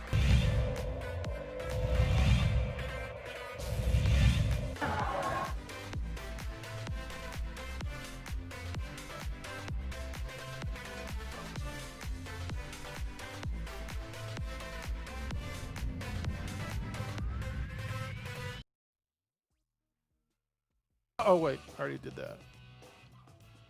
I just want to see J-Pole hole again. It's the opening drive on your Friday, taking you to the top of the hour. Jim Rome follows us. 95.9 FM at AM 610, the Sports Animal. Jeff, JJ, Micah, J-Pole, Alden. We're back on the ProView. You can get in 246-0610, 888-922-0610. Of everything this weekend, JJ, what's top of mind for you? Is there some soccer? Is there global football? Is it Clemson, Notre Dame? Is it the big Broncos matchup? Where you at? Yes, all of the above. I like the Mountain West football schedule. Enjoyed it last night. Looking forward to both games tonight. BYU should definitely just be an honorary member of the Mountain West Conference. Weren't they at this point in time, just get them back playing those games. That should be a great one. Boise, BYU. Really looking forward to see how Nick Starkel handles that Aztec defense. And then, yeah, Golden Domers, Clemson. Tomorrow, are they a bunch of frauds at Notre Dame? Or can they get the biggest win for them since they were in the college football playoff? Yep, there's good stuff. All right, Hoser, good morning. You're on the Quans Auto Care Hotline. Good day, sir. Good day to you. Hey, is that a new New Mexico Bow hoodie that you're sporting there? Me or him? Oh, you're both wearing one. Hey, look at your screen. Mine's from 2012. I can't appear on screen without wearing something that says New Mexico Bowl on it. Yeah. Mine's the 2012 Nevada-Arizona game. Oh, nice. That all you wanted? Like my picture? What picture He was just that? wants to talk about himself. What picture was that? Right there. It's on your screen. Or you can't see me? Oh. No, I can't. All I can see is did they J-Paul put up? They don't send us, so I'm looking at just all of us. We can't see what's going out over the air. Oh, okay. Well. He just called to say you want to look at me. I'm pretty, aren't I? Like old times, man. We're all right there. You know, I got my headphones on and my mic and my background. Oh, there's Jay Boozy. Oh, there you are. Now I got you. Oh, yeah, there you are. Yeah, you'll have to go back and look at. How many chins do you have in that picture? What's that? How many chins? You got a couple chins in that picture. Yeah, because I was doing that thing, trying to get my head in there because my headphones were kind of too big. But anyways. All right, man. And that was the other day when I called you guys. I took that picture, so that's a recent look. The quarantine pounds, maybe. Good look. All right, be well. Hey, you too. Hey, you See guys ya. ready for the big upset over the Steelers? Is it going to happen? No. No. Okay. Thanks for the encouragement. Have a good No. weekend. See you. Called to We get a say, lot "Look of at my bizarre picture." calls. He said he called to say, "Look at my picture." Damn it, Mike! I can't believe you let that guy in the air. It's like that one call. It's like that one guy who called a while back just to talk with you, Jeff. Yeah, remember that? Hey, Dan called. Hey, Jeff, how's it going? No, how's your hita? Couldn't get a hold of you, so I called you here. Okay, you won't answer your damn phone, so I figured I'd get you here. All right, Omar's in on the Cowboys. He says, Coach Jones' agonizing decision. Omar is still very confident going into Sunday, but let's say the NFL's most complete franchise comes out on the short end going into the bye week. Does Coach Jones scout the transfer portal looking for help, trying to salvage the season, or does he start yanking scholarships looking towards getting things turned around next year? There's no help, man. If Garrett Gilbert and Cooper Connor Rush can't help you, I don't know who's going to bend the nooch. You'll get Dalton back after the bye, right? I mean, right? He's off the COVID list, Hopefully. we think, and out of concussion protocol. So then you can't use that. I mean, Can this we just little stop thinking that any of these guys not named Dak Prescott is going to give this team a chance to Let me just compete? tell you something. They What was couldn't their- with Dak.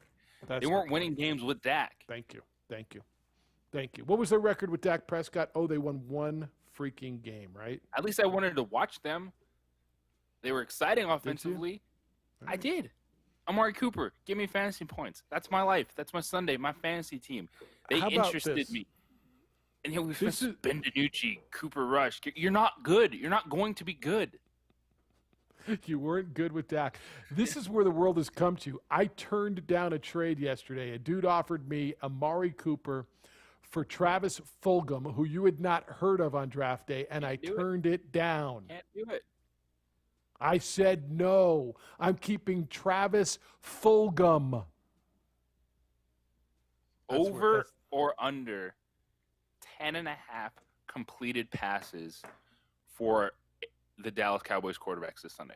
Over. They're going to throw a bunch. So over. They're going to be behind, and they're going to throw a lot. So over. And a lot of them will be short ones to Pollard. But how do you not go over that in an NFL game where they're going to be down? Give me a number like 18.5, and I'm thinking about it. It's going to be over, but with two quarterbacks. There's going to be like 8 by one guy, 8 by another. Where are you? Over under 10.5. Where would you go? It's got to be over. You're right. That was way too low on my part. No, I mean, they're going to throw a lot. I don't know if they're going to complete a lot. I'll go under for one quarterback. All right, over how for about 2. this? 3.5 over under on turnovers for the Dallas Cowboys. I'll take the under. Zeke fumble. You going under? Because I think at least 2 interceptions, maybe 3, and they're going to lose a fumble somewhere. Over under how many quarterbacks will play? Ooh, 1.5? In that game. Is the number 1.5? Yes. I'll take the over. See, I'm going to go under, unless it's an injury. I think he's going to make a choice, and he's got to stick with it, doesn't it? I mean, dude, that would be your 5th quarterback. So this We is just the watched 4th Ben DiNucci quarterback play you're a starting. full game. So, yeah, I'll take just one. I mean, this is your 4th quarterback who is starting, and we're just coming up on the halfway mark of a season? That's startling. They don't think even they know if are the that's ever- Lobos. I mean, it's not uncommon for the Cowboys. I mean, you Is look it? at it's like roughly every 5 years. I mean, starting in 2000, they've had to start for 3 or They more are the quarterbacks. Lobos. Yeah, they are the Lobos. They are. All right, we got to take this final break. Is that right? I'll read as many emails as I can when we get back. I got to tell you about on-the-spot auto detailing because the harsh winter weather is coming. And it's not good for your vehicle, but you can protect your vehicle and protect the paint job and protect the clear coat by calling on-the-spot auto detailing and have them come out and put on by hand a wax that protects your vehicle. Way better than that spray-on stuff you get at those drive-through car washes that washes away in the first rain. And I did say a visit from on-the-spot auto detailing. They come to you. I don't know where they are. You don't know where they are. It doesn't matter. They can operate out of your dad's garage. It doesn't matter. They come to you wherever and whenever it's convenient for you. And while you're working, they're outside working, detailing your vehicle, inside and outside. Detailing, not cleaning it, not just vacuuming it and spraying some stuff on. No, when they're done, it's like the day you took it off a lot. Fun to drive, smells good, feels good, looks good. On the spot auto detailing. And you're thinking about a gift? It's a great gift. 505-859-2859. 505-859-2859 or go to otsdetailing.com.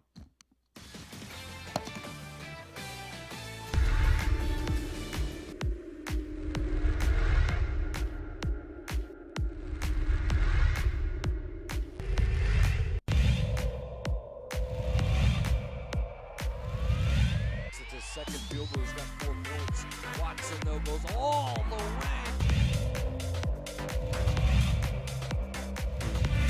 Hit the deck, I should say. Cordova tried to throw it off. Romero, a 3 for...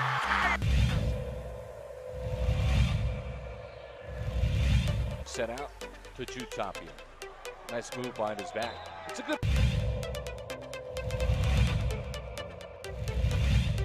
Here's Ramos, step back, high arcing, 20! But he needed to get his leg back under him. Ooh, little kick.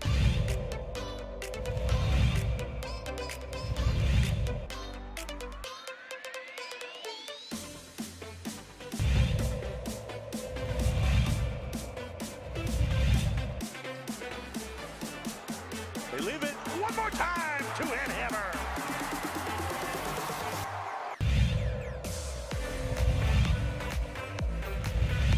Look at this, they're not going to score again. Look at this. Up top. Yes, and the finish for Akbayosi.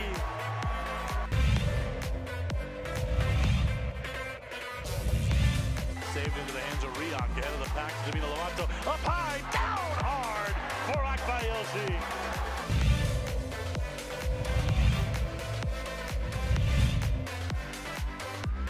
Out of the corner, Casals, the 3-0, Katenge! Let me clean up the mess! He dropped out of the rafters for that one, Steve.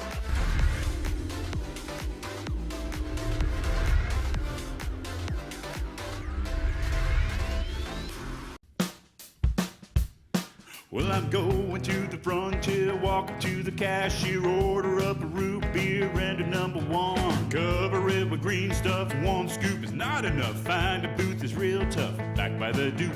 Meet my family, meet my friends in the quirkiest restaurant I have ever been. All of Albuquerque's favorite spot, it's the Frontier Restaurant. The Frontier Restaurant is a proud supporter of ProView Sports Network.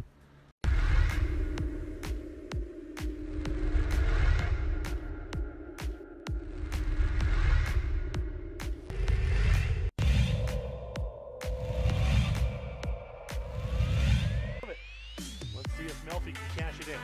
He's got some protection. Deep ball, Erickson's open! Touchdown, Monarchs!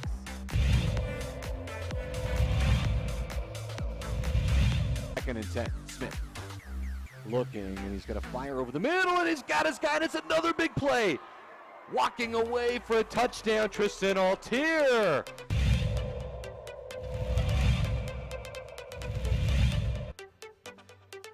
going to hand it off to Chavez.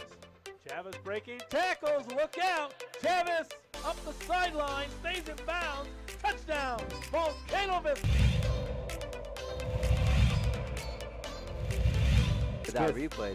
I got you. Measurement. I mean, Smith's got a fire on first down, and he's on the outside. There's a lot of room for Brad Thomas. A move, and he's set free. Dance into the end zone. Touchdown. So it goes.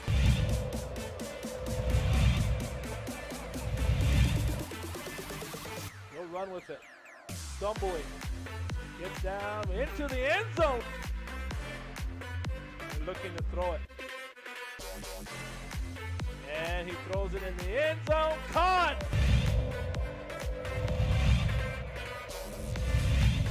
First and 10 from the 11. And spin move for Smith. Push the B button. Dance into the end zone. He'll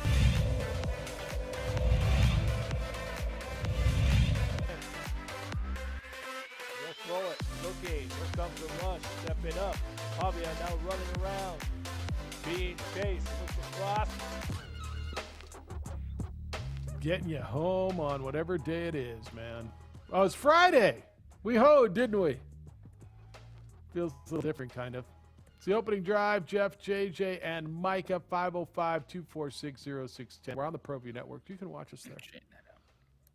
Straighten that out? Is that what you did? You mean to think out loud?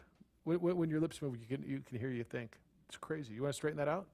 The scarf? Is that what you're thinking? You The picture. tighten it up. Got to work on the backgrounds Room now, looks huh? ridiculous. Yeah, I'm trying to figure out. You get a what very to do nice with background. I love the trophy, the bobblehead behind you. It's fantastic. Where am I looking? Oh, yeah, see, these are pictures my grandma made. So I'm kind of in the dining room kitchen area. So my grandma painted both of these pictures here. And then, I got bobbleheads, trophies. I don't go here because, well, those are the awards. Ooh, awards? We're talking awards now. I felt to be a little egotistical. Like I got the NMSA, or the NMBA stuff that you and I win all the time. I have those at my office. But the national stuff I got here at the house. Put a shelf up here. Just line them. Just line them up. You're going to run out of room, bro. Going to run out of room. All right, Maurice said, here's the scoop, Jeffy.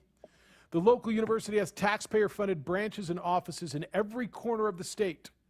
So understanding is they are claiming practice is being conducted under the purview of whatever operation they have in that county. So in regards to Lobo basketball practicing in Torrance County, if they have a branch there, can they claim, well, we have a branch here, and this is where the school is housed, and we can practice it in Greene County? Interesting. I don't know. Richard wants to know, JJ, he's concerned. What about the cheerleaders and the chaparrals? Are they going to be allowed to make their season debut at the home game versus Nevada in Las Vegas? The band? How about the best home sideline reporter of the business, Nedward Abraham James? No on the band, no on the chaparrals, no on the cheerleaders, no on Nedward Abraham James. That's how it is, man. Nobody on the field. Why not up in the stands? Lobo Hobo says, what a hoe, Jeff. That was a Breeders' Cup winning caliber hoe. All right. AC says, good morning, Jeff. How long until no one listens to the governor? What is she going to do, put us all in jail? Enough is enough. I don't know that you're going to get to that point. How long? I don't know. We'll look around. Yeah, I don't know. I mean, we're back to this, right? I mean, it's so weird because I've always accepted. I think you have too. We don't go out a lot, but I got my phone, my keys, my money clip, and my mask. Right? Do you do that now when you go to the store? Although I do forget that a lot. Addie reminds me a lot. Everywhere you go, you have a mask. Wear your mask. Wear your mask. Fauci once said masks don't work. Then we learned a lot more about it, and I think it's fairly been proven that it slows the spread. If not for you, then I mean, it doesn't make sense. I know I've had this conversation. Yeah, one time they thought leech would cure all your illnesses, and we moved on from that too. So. At one point, they told you smoking was good for you. It was good for your digestive system. Go look at honestly. Oh, you got a headache? Let's just drill a hole in your head, and you'll feel better. Oh, thanks. Yeah. I mean, there's commercials back in the 50s that said smoking helps your digestive system. Smoke cools. I mean, that's how it was, man. So we learn more. 2 minutes. Wear a mask, social distance, wash your hands. I mean, it sounds so simple and sounds so trite, and I know you don't want to hear it anymore, but damn it, I don't think enough people are doing it, and that's why there's a reason we're going backwards. I'll tell you this, too. This virus is a virus. It's going to eat. I mean, maybe I don't know. It is what it is. All right, Micah, big plans for the weekend? How you getting home? Thumbing it? Take it. Girlfriend's car. Per usual. And for the weekend, just I'll be with JJ in the studio for the game until 1 in the morning. Oh, you guys are there tomorrow. So, JJ, what do you got pregame 8 o'clock tomorrow night over on News Radio KKOB? Yes. So we'll have you covered from both, of course, Hawaii back in the studio. Preview, highlights, analysis on my end back here in Albuquerque. And then game notes. It says Robert Portnoy and Preston Denard. That's right. On That's the call. correct.